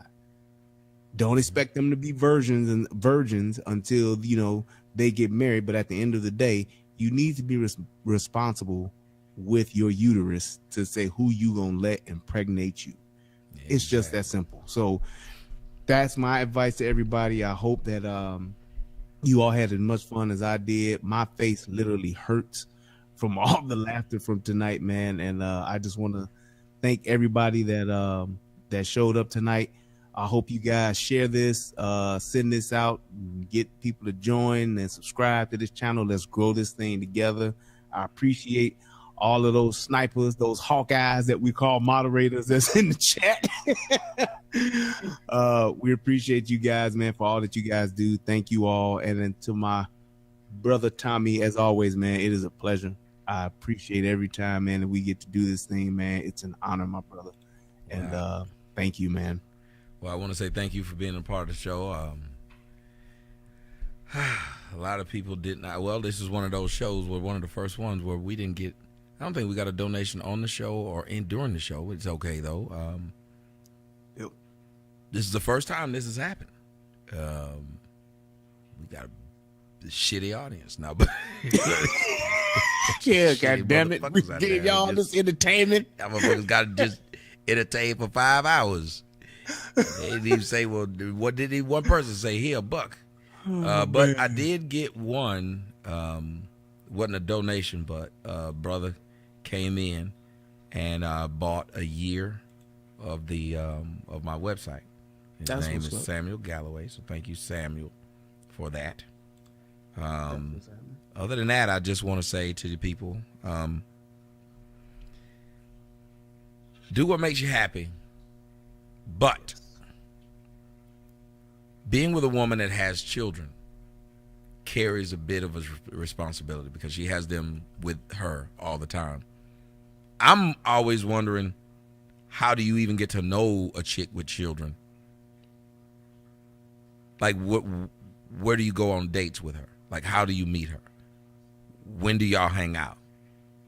Is it when she decides to leave the kids at school a little bit longer so y'all can go have drinks after work? Does she leave them with the babysitter, or does she get a babysitter so she can hang out with you? How soon before that gets old where she's like, just go ahead and just come by the house and I'll let the kids get to know you? And then how often has she done that with other people? What is she putting her kids through? In the process of her chasing my dick, I mean, the other dick she's chased, we know she's chased the dick of them fathers. Like, it's like so much would go through my mind that it would fuck up my ability to have a relationship, because I would just, I don't know. Like,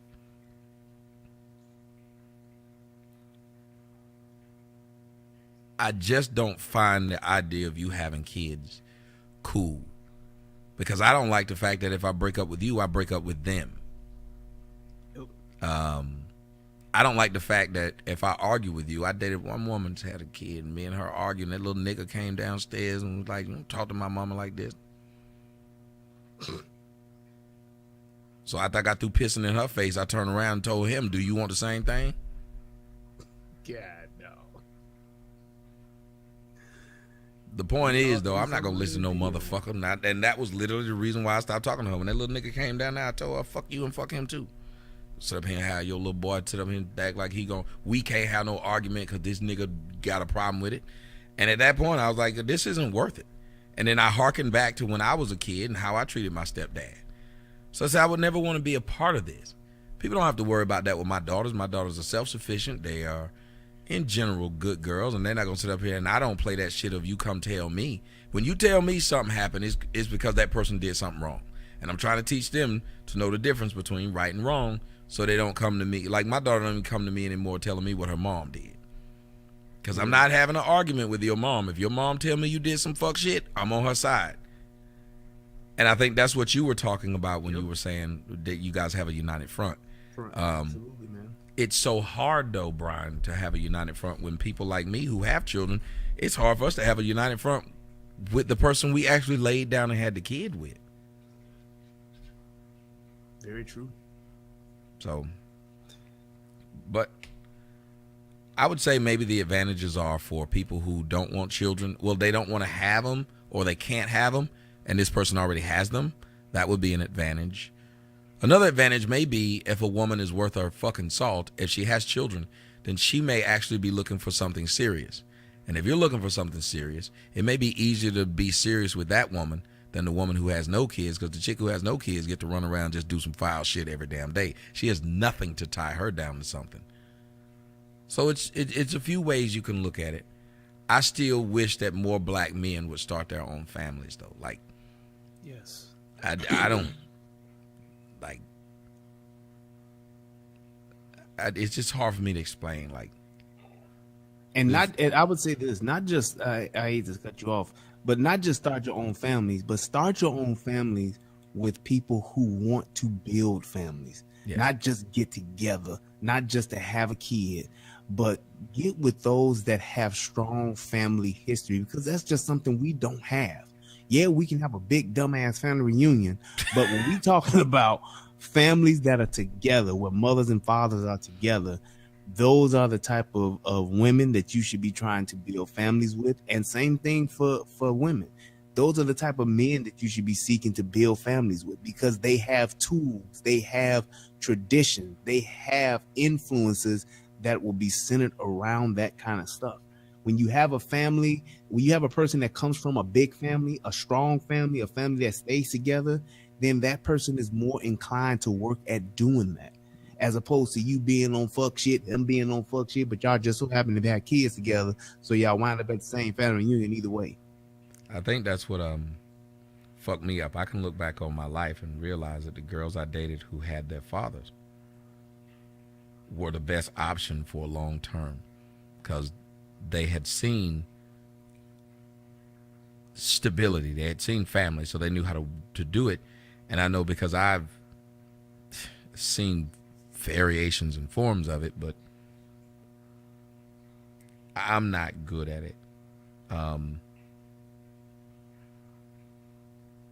It's fun to be with people who have a fucked up past and a fucked up life like you.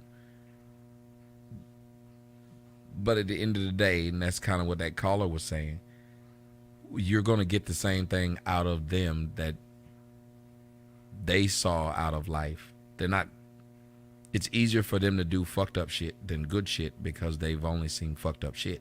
If you got two people who've only seen fucked up shit, then they're just going to drag each other down, unless they both are honestly able to say, we've only seen fucked up shit. We both don't want to do fucked up shit anymore.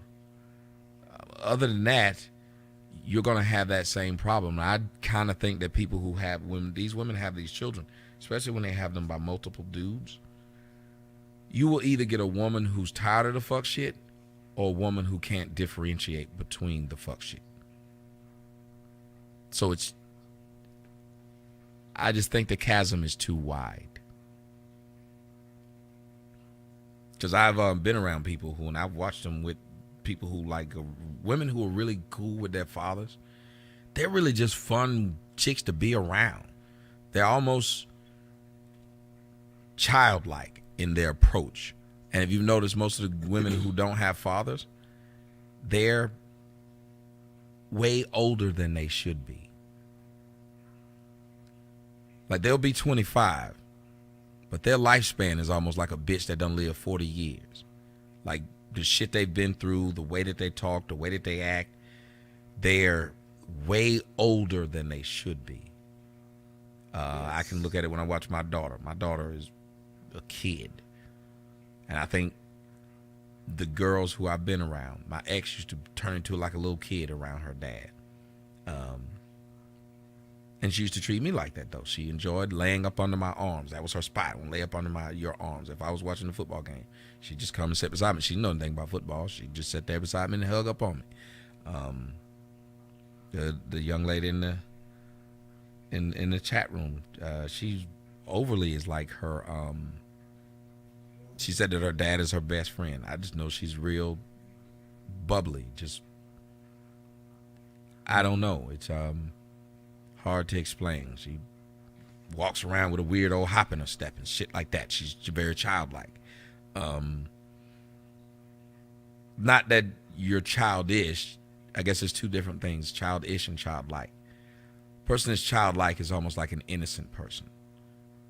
But because they don't have certain relationships with their fathers, they're still, even if they have a relationship with their father, a lot of the times these girls just don't know how to not be hoes, if that makes sense. Yeah. Because of how society has become. We're not trying to build anything with each other anymore. And I just think it makes it harder for an individual who has children. Because like I said, the chasm is so wide. They either going to go for the family because they fucked up so much, or they're going to continue fucking up because fucking up is normal. Yeah. I just think it's a difficult proposition in 2017 to believe you can get a woman who's already started off her life fucked up to straighten it up. In the old days, women who had children like that, they wanted to settle down. They didn't want to be out. Right now, these women are just as successful getting dick, and in many cases more, than a chick with no kids. They even more celebrated. Yep. They're more celebrated than a woman who doesn't have kids, who's, wanting to have a husband first, wanting to finish school first and have a job or a career first. Yep. They are more celebrated. And I believe that when you were talking about the way that most girls who have their dads in their life they grow up and they have, a childish side to them. I think that's because fathers protect their children. Fathers protect their girls especially. We're more inclined to prepare our boys to be men. And I think that's the same thing for women. Women are more inclined to make their daughters grow up. Grow up, girl. You gonna, get grown after a while. They want to get you up and ready and up out. You know what I'm saying? As opposed to how they are with boys. They want to hold on to boys and keep boys as they little mans and all that for the rest of their lives, because they look at that somebody that they can be with because they don't have that husband. That's very deep. It's the male energy that a father gives to his daughter. It keeps her protected. It keeps her in a state to where she doesn't have to be the so-called strong black woman, or she don't have to be this strong girl who can take on anything in the world. She can still be a kid because she has her dad. Her dad is going to be there for her when she ain't feeling good, when she fall, when somebody fucking with her, when that dude done broke her heart. Her daddy's going to be there so she can still be that little girl. When it's a mother and she's dealing with that same heartache and girl, you going to get over this other niggas out here. It's other men out here. You know what I'm saying? At the end of the day, it's going to be somebody else. So they lose that innocence. They lose that little girl inside of them because their moms are pushing them to be women. Their moms are teaching them to be strong and to get over. You got to be a strong woman like my mama was, but you're taking away that innocence from them because you didn't have it. You know what's crazy about that? You said some deep shit. Because a lot of these black women's major complaint about the black men that they've been dating, they don't know how to be men. And if you think about it, most of the black women seem to be more responsible than the black dudes. So why do you think you have these women who can still let a dude come move in the house with her while this man has no kids and he don't have his own damn place? You explained it. These boys are growing up without a man there. So the only person that's there is this woman who's babying him. These girls are raised up with their mom. The only person there is their mom who's forcing them out. Yep. Can't be a baby when your mama is telling you get the fuck out, when your mama's making you wash, cook, and clean at the age of 10, when your mama is telling you, like you said, you come to your mama and tell her something so-and-so broke your heart, she telling you to get over it. You shouldn't have been fucking anyway. I told you. That's how she's responding to you. You tell your father, this nigga broke my heart, our first instinct is to go look for him. Even though it's not a good instinct, but our first instinct is, you did what to my daughter, nigga? I was already mad that you was fucking my daughter. I let that shit slide because she apparently seemed happy. She ain't happy now. We got a problem.